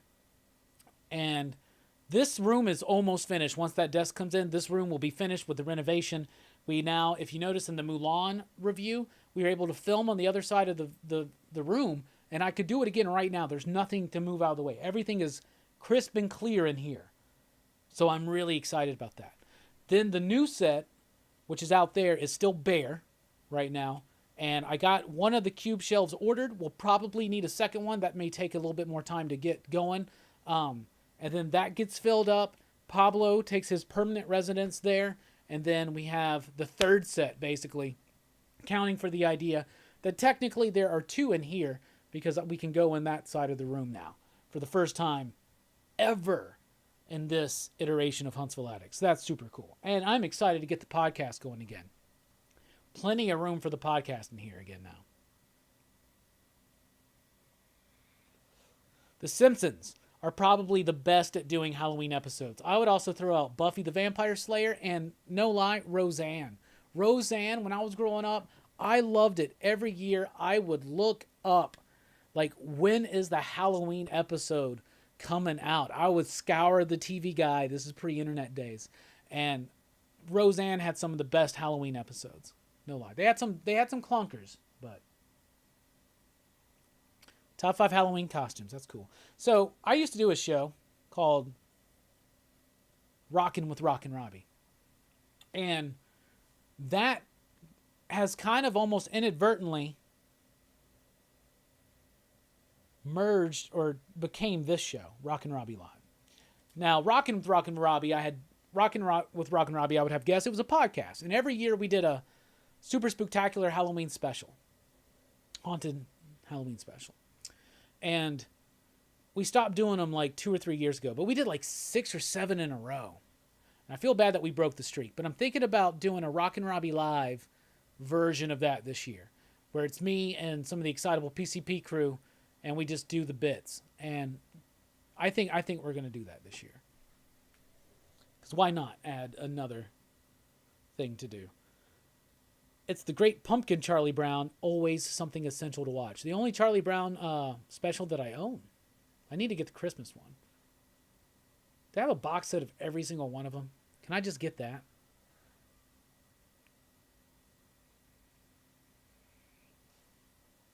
Top 5 celebs who started their career in horror films, like Jennifer Lawrence, I guess. I've not watched The Platform. Fable agrees about the Roseanne thing. Yeah, Buffy's the best. My favorite thing about Buffy is that on Halloween, the vampires and the monsters don't do anything because they think it's kitschy. They think that Halloween's like tacky, so they don't go out on Halloween. So that's the one night that things are safe. But there's always something else that goes on. It's usually a human element, and it's super fun. What's up, James? How are you doing?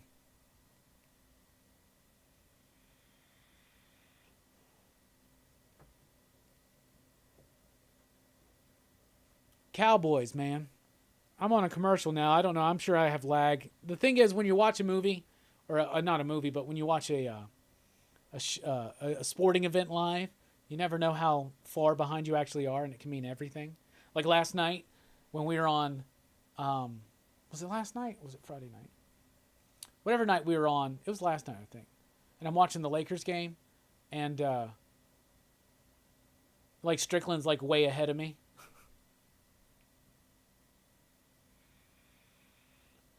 Yeah, Johnny Depp in Nightmare on Elm Street, and Kevin Bacon in Friday the 13th gets an arrow through the throat. It's a great Tom Savini effect. It looks bad on the Blu-ray though, because of the detail you can see. I'm excited to get the Blu-ray set coming in. It's supposed to be out like October 13th, and then we're going to do a Friday the 13th special on Friday the 13th in November. So it's kind of like the last gasp of Horror Fest, because you know the monster, you take a break, and then all of a sudden the monster's got to come back for one last... That's going to be a long one. What's up, Atari? How are you doing? Horror movie heroes, that's great. Sydney. How about that one? Sydney from Scream. There's a good one.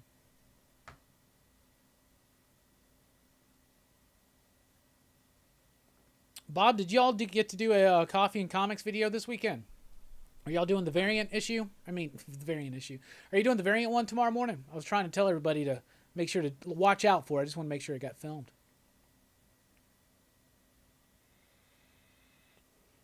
Something new on Netflix from Aaron Sorkin? That's neat.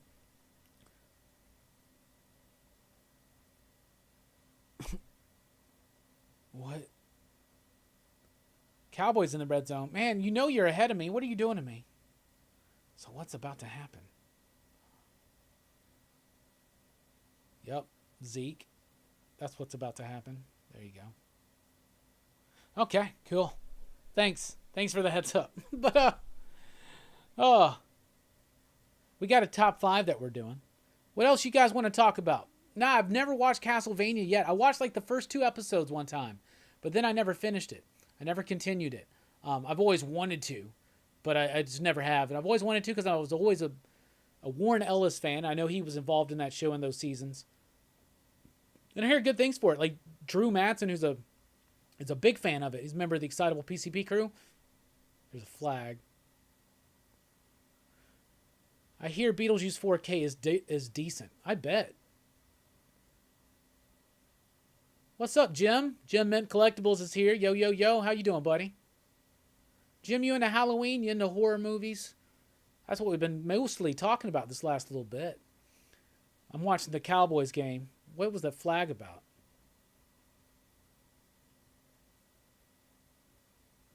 Damn. Offensive pass interference? Jim M's like, nah, I don't dig horror movies. I don't dig sports. Damn, Jim.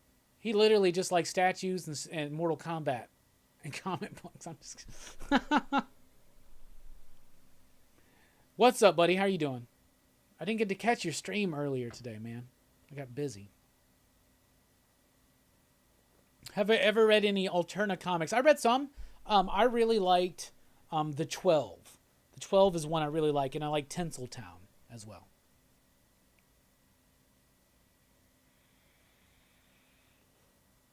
Pretty much. You know, my homie J Strick is getting the Marvel vs. Capcom special edition. He pre-ordered it, right? And I think it's got Wi-Fi capability, right? And I know that you're going to be getting it. So we're gonna have to hook up and play. I'm gonna have to go to his house. Be like, I gotta get to your house. I gotta play Jim Mint in this game.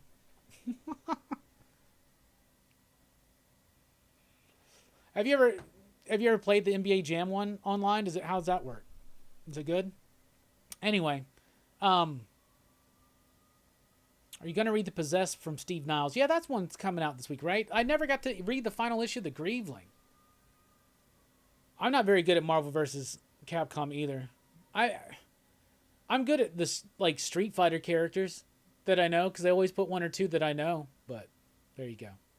Jim is a master at his craft. Hell yeah, I played NBA Jam online a lot. Hell yeah, that's super cool. Did he make it? These are the moments where, yeah, he's down. These are the moments where I get really distracted during the streams that I do during the games.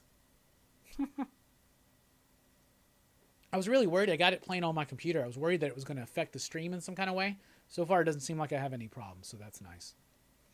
Because my Kindle Fire's outdated as fuck right now, and I can't get anything to play on it.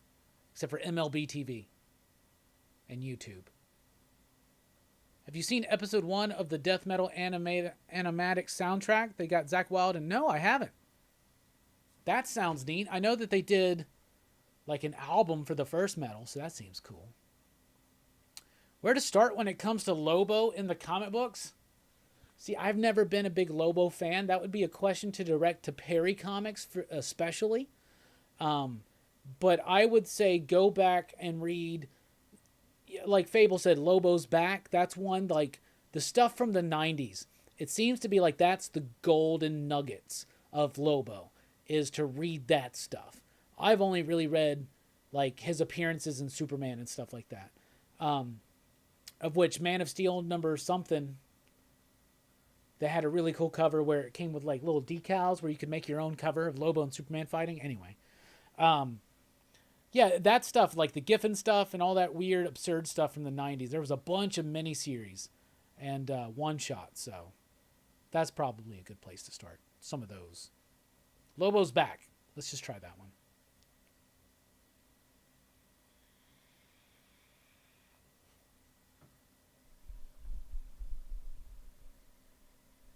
Let's see.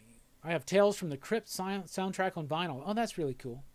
I've luckily stayed away from vinyl because I feel like adding any other potential collection into the thing. Because I've already gotten myself trained into the idea that I want to start collecting the NECA horror figures. And this is way late in that game. But with that one, I can be very selective. I don't like these collections I have where I can't be selective. I got to get every single fucking one of them. And right now it's the Lightning collection with Power Rangers. And I love Power Rangers and I want to complete that collection, but it's starting to get on my nerves. I like it when I get a bit more selective. With the horror figures, I can be a bit more selective.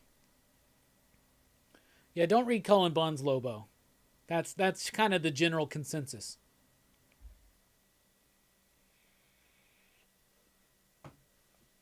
If I did get vinyl, though, I would love some of those cool... I follow these YouTube channels where they do, like... they just play the vinyl soundtracks of horror movies and stuff. Like, Alan Miller's one of them. And I love it. Like, Day of the Dead and The Fog, Phantasm. Really, really cool stuff. One of my favorite things about Phantasm is the music. Here's another attempt for a touchdown. Robbie, what's up with Battle Chasers? I recently saw a cover and it looked awesome. Heard it was a cool run in the 90s. Ricky, you're taking me back. I mean, let's talk about Battle Chasers.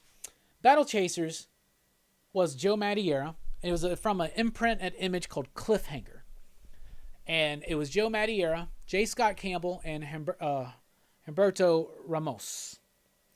And from that line, the initial wave, and the others came later on. But the three initial ones, and they were kind of impactful, were Crimson by Ramos, Danger Girl by Campbell, and Mattiera, Joe Mad himself, had Battle Chasers. I was obsessed with Battle Chasers. I was obsessed with Crimson, and I did not like Danger Girl, but I loved Battle Chasers. They came out with a few issues, and it was dope. I liked it a lot. And then it stopped coming out, and then another issue came out, and then it kind of disappeared, and then it came back a little bit later, like way later on. It came back, it never finished the story, and Joe Mad's like, "Nah, we're done." And then he makes like video games out of it or something. I don't know. So to me, it's a fun thing because it pissed me off that the creator was just like, who cares? We're not going to finish it. That really pisses me off because I was really into it. I was really, really into it. But I like it. And there's a piece of me that would like to go back and revisit Battle Chasers. But it would ultimately be disappointing because 14-13. Dallas is on top. Because it doesn't finish. Maybe it finishes in the video game. I don't know. That's not good enough for me.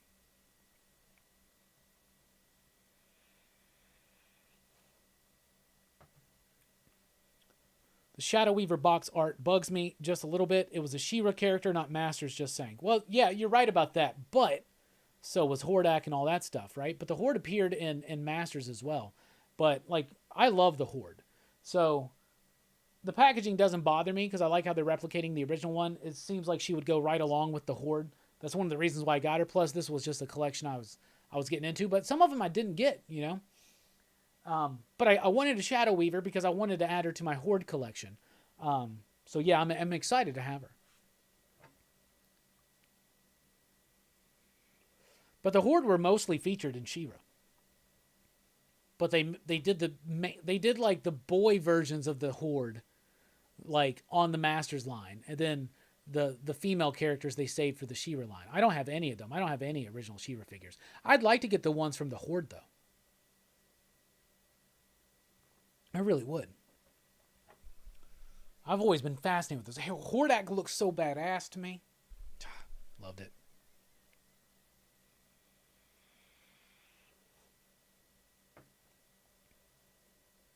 What would you have Jeff Lemire write at Marvel? You mean like what he hasn't already written?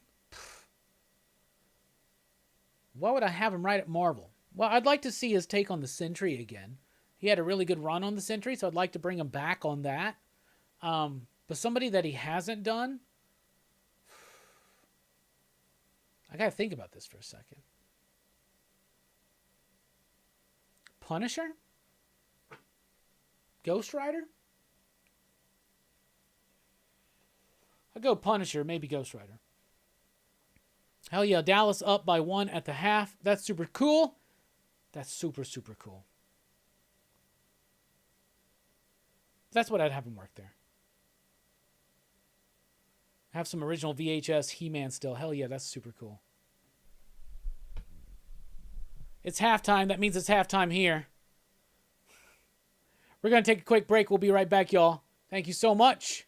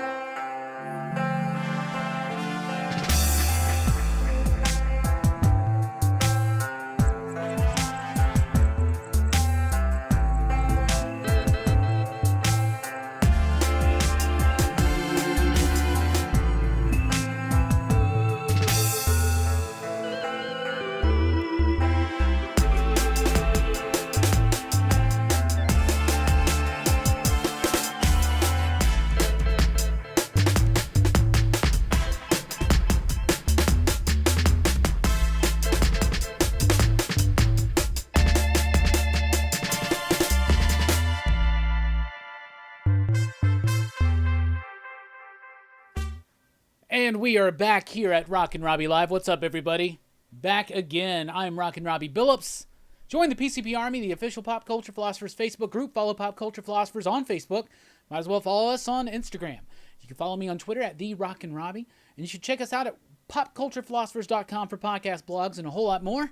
And, of course, patreon.com/PCP to help support the channel. But you're helping support the channel just by being here participating. Let's get the comments going. Let's fuel the final part of this show. We got some show and tell coming up. I got a top 5 coming out.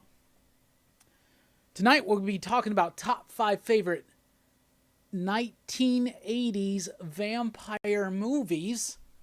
So get to thinking about that, and let's get the conversation going. Throw me a question. Throw me a comment. Yes, Herminio Jim was here. I challenged him to a duel in Marvel vs. Capcom.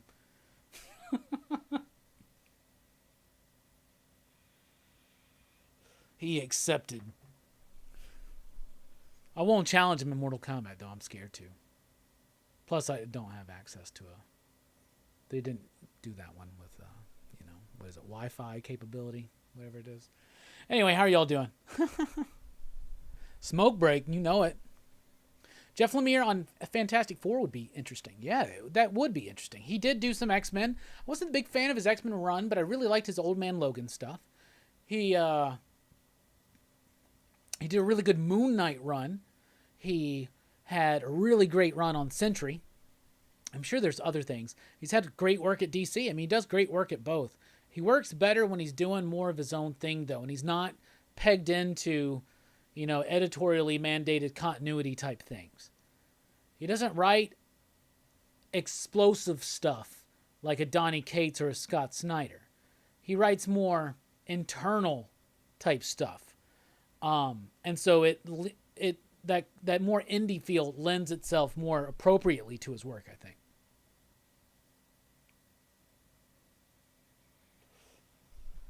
Yeah, the Masters of the Universe, Kevin Smith. I'm excited about it. So allegedly, it's a direct continuation of the animated series from the 80s, is what I'm aware of, right? And they're doing a separate one that's more, modernized, anime influenced or something, I think. But the Kevin Smith one, I think, is a direct continuation. And you get, like, Mark Hamill doing Skeletor. Like, come on. Yeah. I'm excited. I really am a big Masters of the Universe fan. I've been... diving deep into the vintage stuff, which is exciting to me. And it's helped keep me out of He-Man Origins. I was at Walmart the other day and I saw a wall full of Skeletors and He-Mans. And I was very excited to actually see them on the shelf. But then I really looked at him again, and the He-Man looks good, and the Prince Adam is amazing with his the Sky Cycle or whatever. But that shit's amazing. But I do not like Skeletor's face.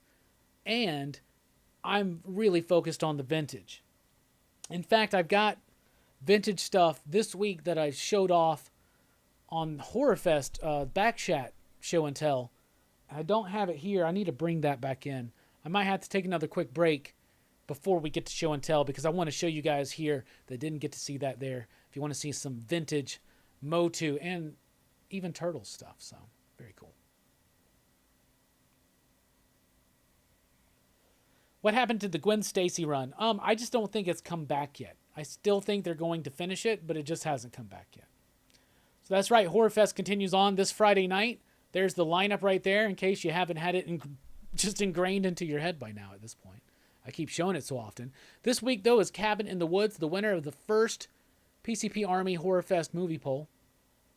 Thursday night on the stream, me and Brian are going to be welcoming Joe Corallo here. He's the writer of She Said Destroy from Vault Comics with Liana Kangas, and he is the editor of great anthologies like Deadbeats and Lost on Planet Earth, the Comixology original. All great books, and I'm excited to be chatting with this fantastic creator on Thursday night. That is a Teen Wolf pop.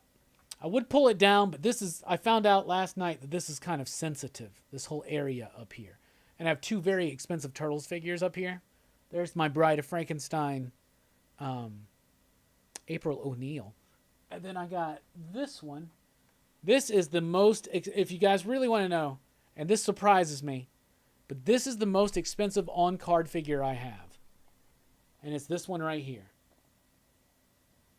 I bought this one with the intention on opening it. And then I was always saving it for a Halloween time. But by the time I always just kind of forgot about it. And then I looked it up not too long ago, and it's pretty pricey on card.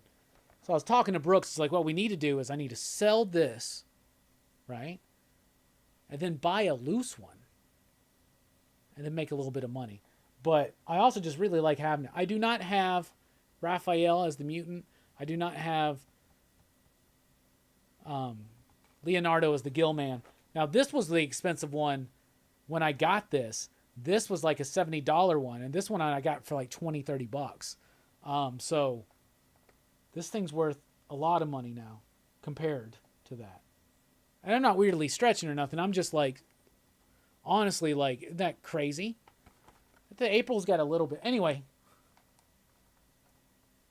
last night on the stream, I like bumped into something or moved something up here and everything just fucking fell. It was embarrassing. So embarrassing. The way I conduct myself on Dylan's channel is embarrassing. But yeah, that's a Teen Wolf pop, man. That's the San Diego Comic-Con exclusive because he's wearing the Letterman jacket and he's got the shades on. The Teen Wolf shades. As opposed to the Teen Dog shades, which always stand here on the ready. But we did try something new the other night on Dylan's channel with the Straight to Ale shades and the Straight to Ale Devil Horns. The combination, I feel like we got a new type of show. So expect Devil Horns nights on guest appearances on other people's channels. Here's a cool pop. Pops are on their way out. They really are. But there's a cool exclusive pop. It's Ron Swanson. I get a few of these SDCC ones because I got a buddy that works at the Funko booth there. That's where I get these from. But this is Ron Swanson after he took Tammy 1 back or whatever and just went crazy. Or was that Tammy 2? I get my Tammys mixed up.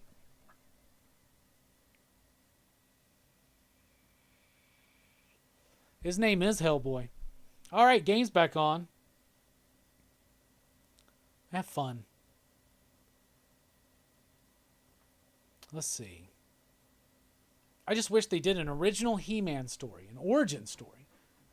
You know what I would like to see? Honestly, I would like to see an animated series based on the mythology from the comic books that came with the toys. Because that was the first mythology for He-Man. The show came a little bit after. So it's different, and I would like to see that mythology. It makes more sense with the toys, especially like some of the features on Castle Grayskull and stuff. So yeah, for show and tell, we got some He-Man stuff here, and I gotta go get the vintage stuff too. Don't let me forget that. Good run, good run.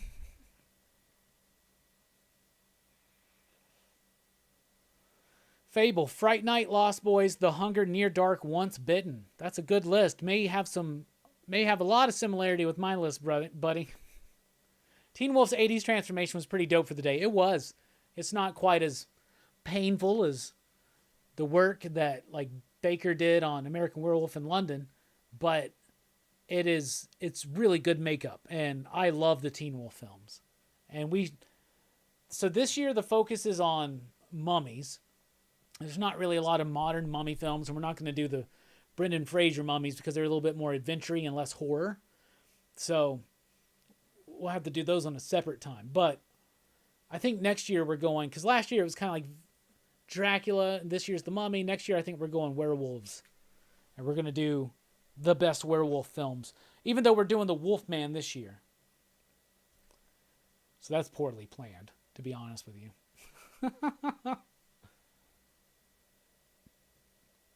Christopher, what's up? Says Seahawks killed it today.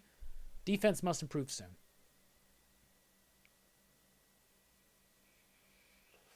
Joe says, my comic store did not get their shipment from Diamond this week, and I am a week behind. That sucks. We got ours delayed out. Seems like the delay affected a lot of people. Usually Labor Day doesn't anymore, but that just shows you that Diamond's not what they were. They're still not back yet. Not fully. Reorders have been on time, but shortage and damage replacements have been really late. So maybe if your shop says they were shorted or damaged, their stuff was damaged, it takes longer than it typically does to get them back now, and that kind of sucks. DC just shorted us all of the A covers on Justice League this week. That was the first big misstep I've had from UCS. They shorted all of cover A's. Every single one of them.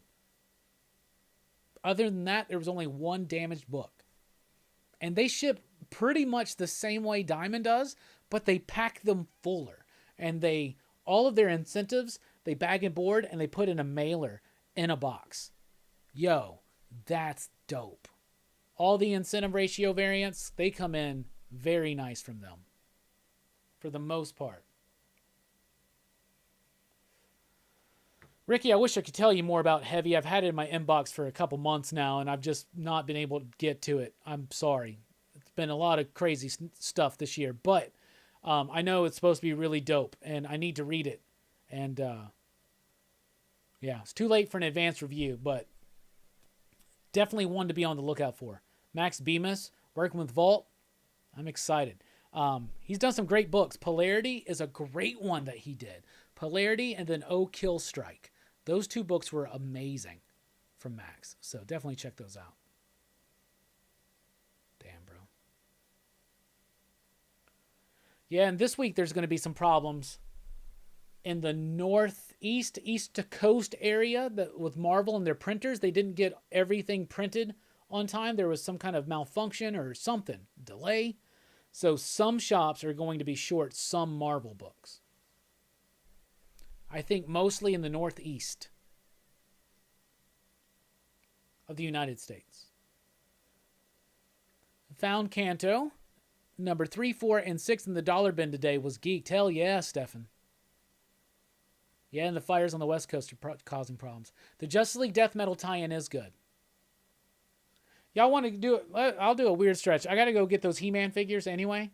And let me go grab those DC books, and I'll do like a mini pre-weekly comic book review for y'all. What song to pick? I'll just pick the... what are we doing?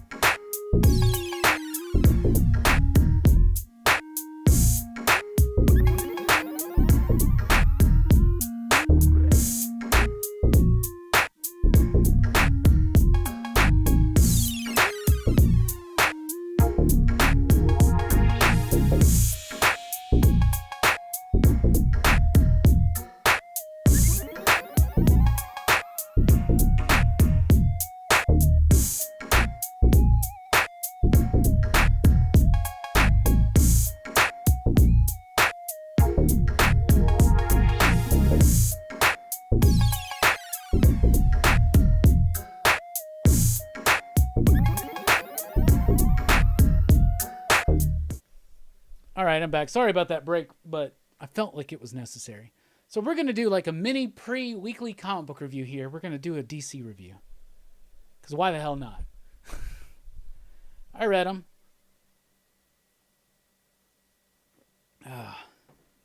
All right. So here's the Justice League one. Like I said, we were shorted cover A, but there's the B cover, which doesn't look too bad. So in this book is pretty cool. It's written by Josh Williamson. The artwork is by, what's his name? Sir Monaco. I don't know if it's a he or a her or a they, but the artwork's pretty good. And you remember the, it's like, do you remember the Resistance tie-in for Metal, where they were all like done up like they were like dark sorcerer, like dark swords and sorcery or something? That's kind of back, but it's a really cool story. And this takes the idea.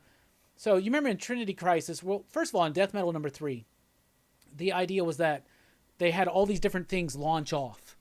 So that's what's going to lead into Speed Metal and Multiverses in and Trinity Crisis, right? This is the same thing. This involves the Luthor stuff. This involves Nightwing and Hawkwoman, or Hawkgirl, I guess, going off and trying to find Perpetua's throne where the Legion of Doom is, and it's got Luthor bits in there as well. And it's really good. I liked it. Batman 99. Some people are going to say the story didn't progress here. Now, what happened, though, was that the stakes got ramped up, and methodically through the artwork and through the writing and the setup, this has been a really cool story. You get a lot of cool scope on what the Joker War has actually done to Gotham. This, y'all, I'm going to say something very bold. This, to me, is Jorge Jimenez's best artwork yet. The artwork in this book is amazing. I loved it. Batman's Grave, #10. Another fantastic issue. And you really get to the idea of what the theme of this book is. The brutality of Batman's life. The certainty. What that leads into. Catwoman #25, I've already told you. Do not skip this. This is the best Catwoman book I've read since Ed Brubaker and Darwin Cook. It's high praise. Rom V's run starts officially. Metal Men #10. I've been liking this book. It's not the greatest, but it's fun. And I'm enjoying it. It's only 2 issues left after this. So I was not disappointed by DC book. And then there's Detective Comics 1027. And I do want to show you, y'all. It's a trade paperback. You see that? It's 144 pages. It's a trade paperback. You see? Can you tell? I should have it. I wish I had a trade. Well,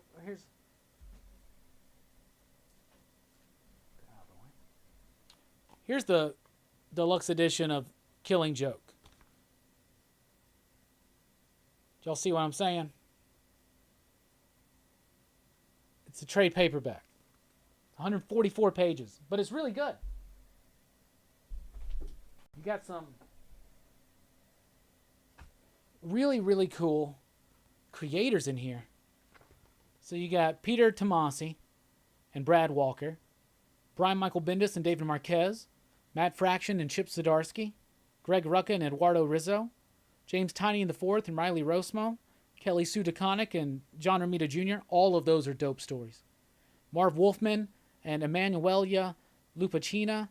That one didn't really do much for me. Grant Morrison, Chris Burnham. Tom King, Walter Simonson. Simonson's artwork's a bit wonky in that one, unfortunately. Scott Snyder, Ivan Reis. That one's dope. Dan Jurgens, Kevin Nolan, which is one of the stories from the Generations one-shot stuff in the Free Comic Book Day bits or whatever, and that's now separated into its own thing, its own like what-if-y type thing or something. It gets set up in here, in that story. And then there's Mariko Tamaki and Dan Mora, and the artwork's really cool. The story's a little unclear, but it seems to set up, I guess she's coming in and doing a run on Detective, I don't know. But it seems to set something like that up. It's $9.99, but it's 144 pages. And legitimately, the majority of them are really solid stories. That's all I'm going to say. It's dope. You have the original Motu original music on CD. He-Man. Dun, dun, dun, dun, dun. There's a lot of covers for the Batman Detective, and they are really good for the most part. But I like this main cover. It's a wraparound.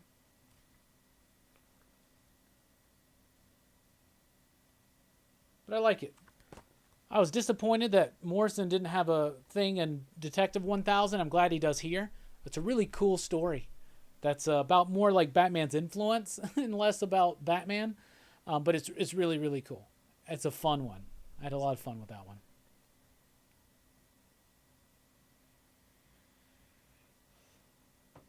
Yeah, live sneak peek of the review, baby. Hopefully we can do it all in one.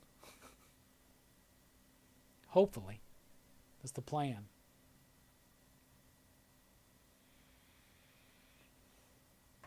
That is the plan, Stan. We're about to get to show and tell. You got me in a show and tell mood. I feel it. I feel it right now. I feel it. Well, Mike had gotten me this pop. It's Gerard Way from Danger Days pop. So I'm going to open it. Danger Days is by far my favorite MCR album. And of course, this is also Party Poison. Remember the fabulous Killjoys in a reference to the comic book series and the album. This is a whole multimedia mess, and I love it. Great pop. Basically, this is Party Poison. It's not Gerard Way, it's Party Poison. And it's dope. I'm glad to have that. Set that right there. Looks good, doesn't it? Robbie, do you have the full run of Battle Chasers at your shop? Because I need it. Ricky, I don't know. I'll have to check in the morning what exactly we have. And if we do, I'll buy the first set. Because you got me reminiscent about it. No, I'm just kidding. I'll check. I don't think we do. Because I think there was some spec on it for some reason not too long ago. And I think we sold through our stock. But we'll have to see. I have to look at that tomorrow. I got to, yeah. Battle Chasers. The Deep Comics and Games is the shop's name. The Deep. THE space DEEP. The Deep. Looks like a close game here in the third. The CD even has the music from the scenes from the cartoon. Hell yeah, brother. They about to score again. If you do, bro, I want it. Yeah, I'll let you know. Message me on a social somewhere, like IG or Facebook or Twitter or something. I don't know. That way I know who you are. That way if I have them, I can let you know. Or I'll let you know what I have. Damn. Damn the Rams. We used to have a lot of that stuff. Like 100%. But like I said, I think there was some spec on it. I think when like some game came out or something. I think. Don't quote me on that. I'm bothered that the Rams... You know, I was like, there's no way I'm going to be distracted. Opening night Cowboys, typically, I would not do a live stream. I would watch the game, right? 100%. But I just skipped doing one like a couple weeks ago, so I didn't want to do it again. And I was like, I'm not going to be super distracted. I think I'm super distracted. The Deep. The Deep. Comics and Games. Here's some more show and tell. Some of those vintage ones I picked up. Got a Donatello. I opened up the Michelangelo. So the Michelangelo, which you gotta... I'm really worried about these nunchucks, man. I think I already need like to get backups. So I opened this one up. You remember I had this one on card. And what's funny is I opened it up in front of Jelani. I wanted to see his reaction because I bought it. I didn't buy it from Jelani, but it was Jelani. It got sold, and then it wound up in my hands. And I was very excited to open it up because I had gotten the Donatello and the Raphael right there.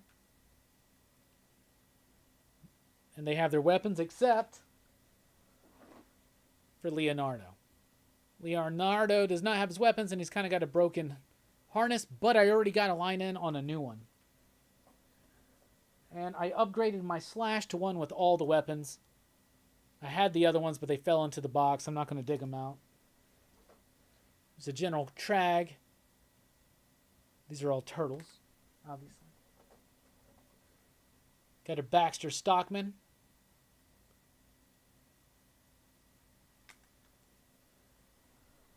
And I've got a shredder, and I do have his cloak, but apparently it fell off.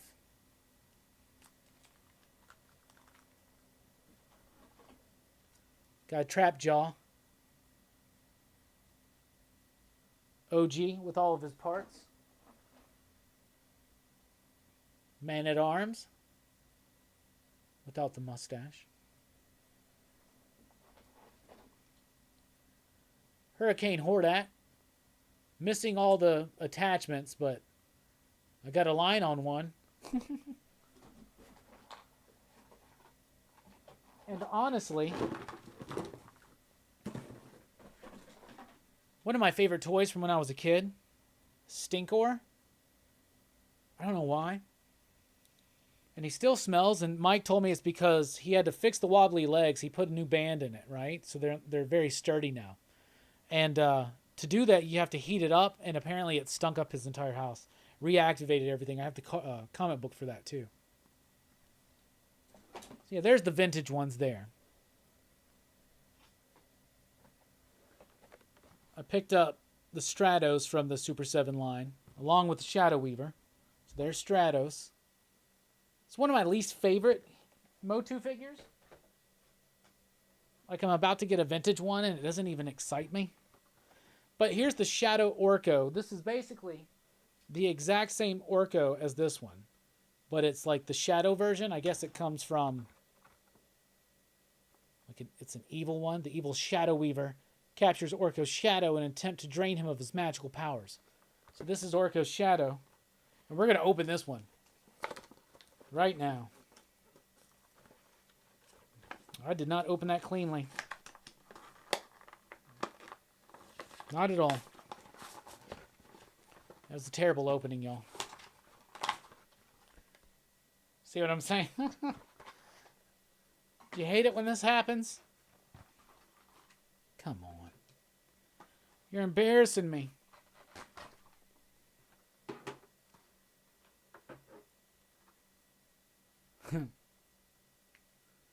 Let's see. Robbie sniffing the butt of an action figure always makes great YouTube. Yeah, you're right. Figured why not, man? That's the whole point. It smells like a skunk if you don't know, David. I don't know if you were into He-Man. I think you were a cool emo kid in the 80s. Weren't you listening to The Cure and the Smiths over and over? Ah, damn, I ripped the card trying to get the damn thing open. Anyway, he's got all the same pieces. Who cares?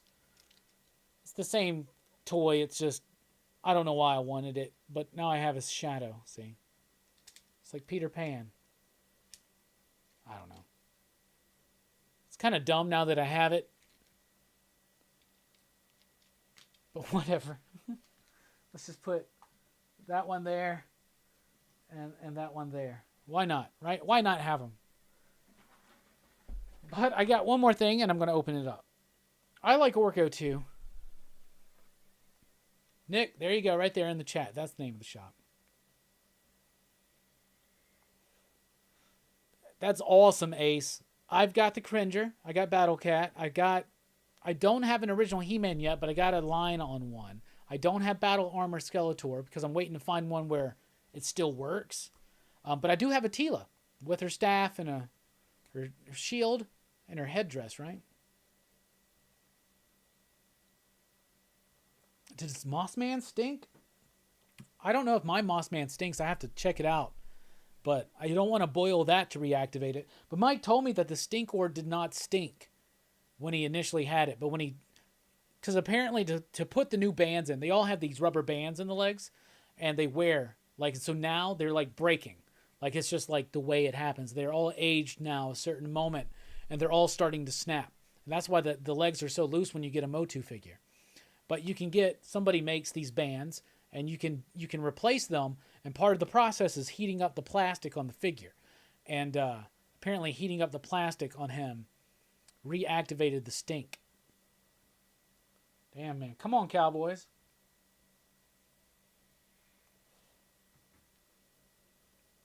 Do you have Bebop's bike? No. I don't even have an old school Bebop. I want one. The only Bebop I have is a military one I shared on one of my Toy Haul videos.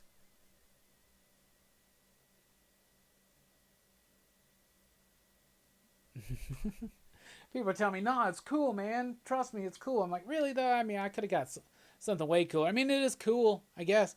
Like, they did a crystal man-at-arms. It was a clear man-at-arms. They did a frozen Tila. It's a translucent blue Tila.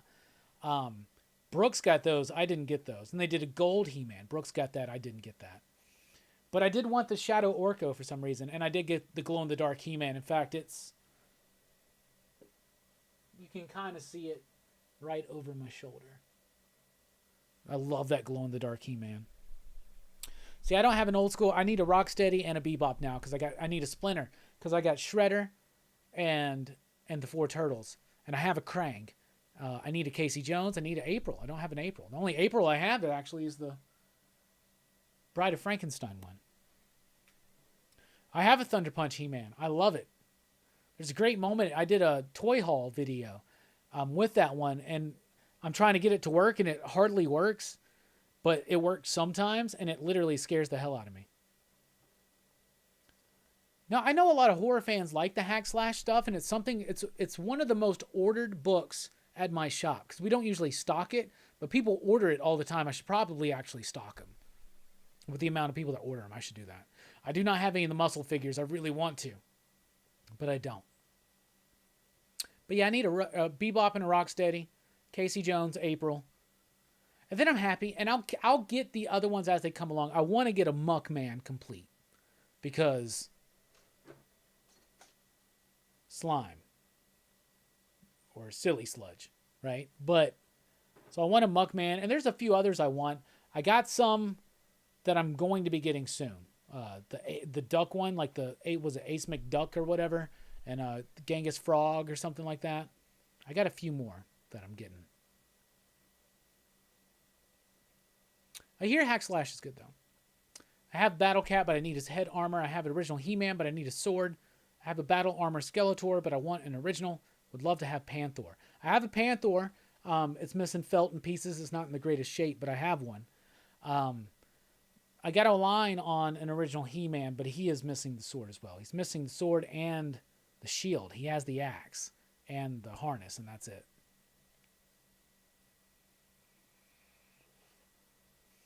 No, is there one specifically on Motu? I haven't seen that. I just saw the episode of The Kids That Made Us. I have to find out what's the name of it, and I'll check it out. Who was the guy with the purple and silver shirt and Iron Fist on Motu? That's Fisto, bro. Fisto. I have a Fisto. On the new set, we got the cube shelves coming in, and then we're going to get a second set eventually.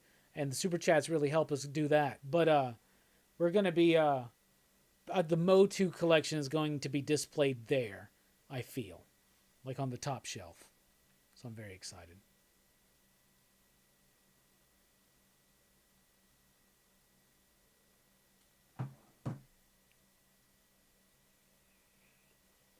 Yeah, they have a Usagi figure too. I have it. I don't have the right sword for it though. I think I have Panda Kai's sword or whatever it is. That's what I think. I think I got it. Anyway, finally for show and tell, we're going to open up Thundercracker and Skywarp. Because I finally got them, and I'm excited to open them up. I am crazy excited, y'all.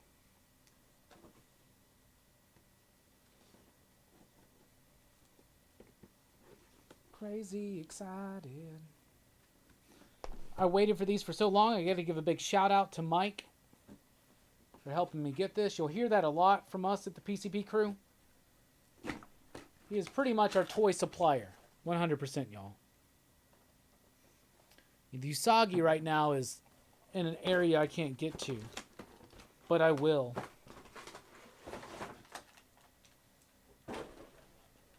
So there they are. Let's see if they come out easy. What is there? Just the one band. Let's cut this band. Where's Sandstorm? It hasn't arrived yet, but it will be coming. Trust me. I love the Seekers, man. What can I say?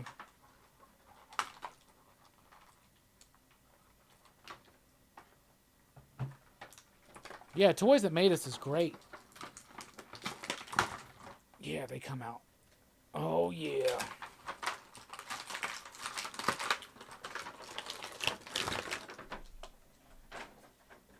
They're basically the same figure as Sandstorm. You know that. They have different faces, though. So there's my...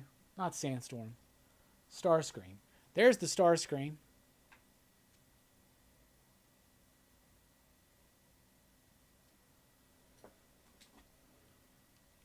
There's Skywarp. Skywarp's my favorite. And there's Thundercracker. Looking good.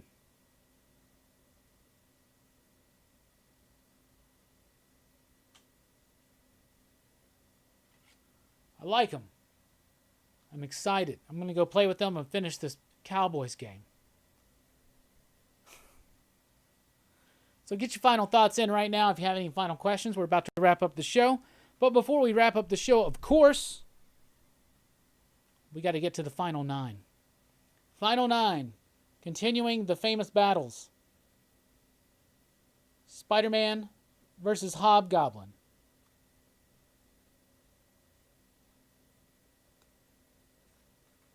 Hulk versus Wolverine. Hulk versus Spider-Man. This is from the late 80s period where it was Grey Hulk, Mr. Fix-It, Joe Fix-It. Captain America and Wolverine, that's representing that classic annual. I need to get a hold of one. Silver Surfer versus Thanos. X-Factor versus Apocalypse. That's from X-Factor 25. Great book. X-Men versus Freedom Force. Basically the Brotherhood of Evil Mutants. Wolverine versus Sabretooth. X-Men in the Savage Land. So that's a famous battle. That's weird, isn't it? That's a weird stretch. But that's the final 9. Nick says, I still have the Usagi original figure in package. Hell yeah, brother. When I met Stan Sakai, he had one there with him. Like, it was like he was so proud to have it. That was awesome. I saw those Transformers and I passed on them. I regret it now. Yeah, brother. Skywarp's my favorite because of the color scheme. And I just love these figures. They were my favorite ones, aside from, like, Optimus and Megatron. They were my favorite ones from back in the day. I just love the Seekers. So I'm glad that they're back. And they did them incredibly well. And so, y'all, I cannot tell you how excited I am. And thanks to Mike for this. You guys heard me bitch and moan about this live stream after live stream. And look, we did it. We did it. Mike did it. Thank you, Mike. And I got a Sandstorm coming. So I hope they do some more. Oh, dude, Nick, you got, yeah, as soon as cons come back, you got to jump on that. I met him at oh my God, North Carolina. Charlotte, North Carolina. I kept trying to say Charleston. Charlotte, North Carolina, Heroes Con. I got my book over there. He did a little sketch. I'll have to show it next time. I've showed it before. I'll show it next time. But yeah, Ironhide's one of your favorites, huh? See, I was never... The only Autobot I really liked, because I was into the show, but I liked the toys, and I liked the characters too, but like, I was into the Decepticons and Optimus. Optimus was cool to me. And I liked the Dinobots.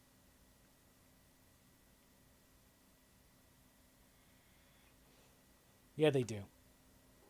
All right, y'all, don't forget. Oh, we never did the top 5. Holy crap, we never did the top 5. Here it is, y'all. Top 5 favorite 80s vampire films.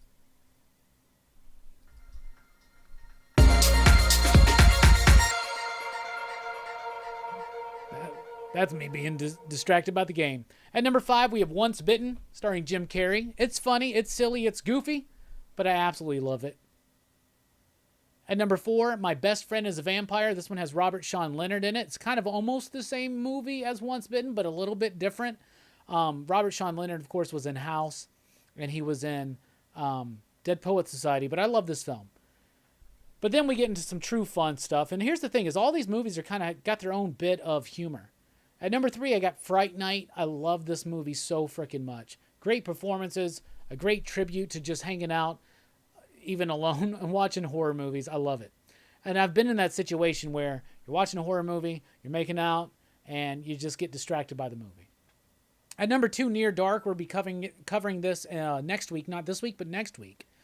Near Dark is a great movie. It's kind of like a horror western in a way. It's got a great tone to it, but it's not number 1 because to me, I do think it's got a little bit of a cop-out weak ending. But at number 1, it is The Lost Boys, Cry Little Sister. And you heard me rant and rave about this movie Friday night when we covered it in Horror Fest. And we got a lot more coming. And this week, it's Cabin in the Woods. So join us for Horror Fest this week. I can't believe I forgot the top 5. What's up, Bueller? How are you doing? Good to see you here, man. How are you doing? We are about to wrap up, but it was nice that you joined in, Bueller. We really do appreciate it. Mr. Roadhouse.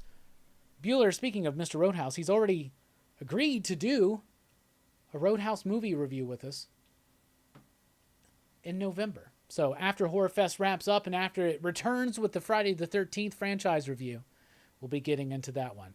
So be sure. Bueller, do you got a coffee video tomorrow? Did y'all were able to film that?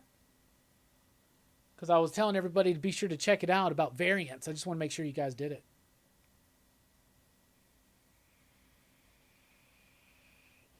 Roadhouse. What did I say? Did I say Grindhouse? Bro, I broke that VHS a few times rewinding it so much. That's funny. It's a weird stretch, Fable. Prove it. Prove it. Yep, we did it. Tomorrow morning, 7 a.m. Central Time, 5 a.m. Pacific. Check out the Coffee and Comics video with Bueller. Comics with Bueller. They'll be talking about variants. I'm sure everybody's into that one. I'll make a brief appearance on the show. And so I'm very excited. I'm about to dip out of here and finish this Cowboys game that is distracting the hell out of me. Plus, the Thundercrackers. Where did the Skywarp go? Oh, he's right there. Anyway, we're all good. Thank you guys so much, Bueller. I'm glad you're doing good. I'm glad you're safe from those fires. I hope you continue to be safe from those fires. Y'all, we'll be back here next week when I'm not so distracted by a football game. We really do appreciate it. Don't forget, coming up on Thursday night, we have Joe Corallo here on the show. He is the writer of She Said Destroy, the editor of Lost on Planet Earth, the Comixology original, and great anthologies such as Dead Beats. We will have a grand old time. That's Thursday night, Horror Fest on Friday, and of course the weekly comic book review Tuesday night, and the top 10 Thursday morning. Thank you guys so much. Joe is here right now. He says it's all true. There you go. So Thursday night, Joe will be here, and I'm very excited. And thanks for joining us at the very end of the show. Anyway, Bueller, David, Herminio, Fable, Nick, SoFlo, Ricky, Joe, everybody out there. We hope you have a great one. We're dipping out. We got to finish this Cowboys game. I owe it to myself to at least watch the final quarter. But, we do post credits. So, anyway, we're out. Y'all have a good one. Thanks for rocking with us.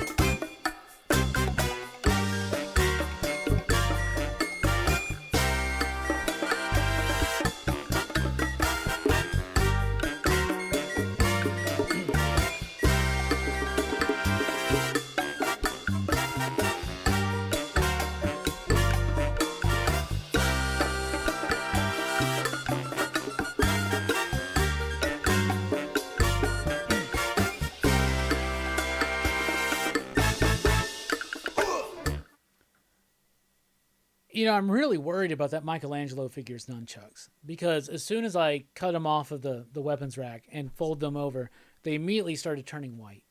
And I know what that means. So, yeah, maybe I should have gotten them warm first. I totally effed that up, guys. I really did. I did that today. It was terrible. Oh, it bothered me. Very excited to have these Starscream, the Seekers, though, Starscream and Skywarp and Thundercracker. That's really dope. I do have to watch the rest of this game, but I do want to say one final thing. I just got the Cinnamon Toast Crunch toaster strudels. Bruh, are you serious? That is changing my life. And today I picked up the Honey Grams S'mores or the Golden Grams S'mores one. Bruh, I haven't even tried that one yet. That's tonight. But y'all, if you get a chance and you find it, Cinnamon Toast Crunch toaster strudels, it will change your goddamn life. We are out.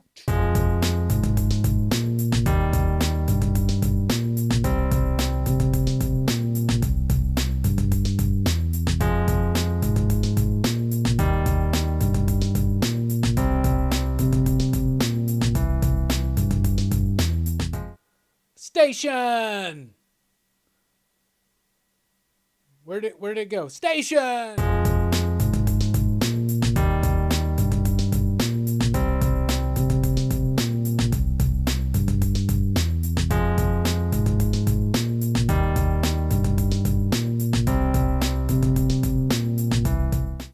Also, how weird was it that when I was promoting Joe's appearance on the show Thursday night, that he just randomly showed up? That was so freaking cool. Joe's the greatest. I'm excited to chat with him and Brian on Thursday night. Y'all don't miss it. We're out for real.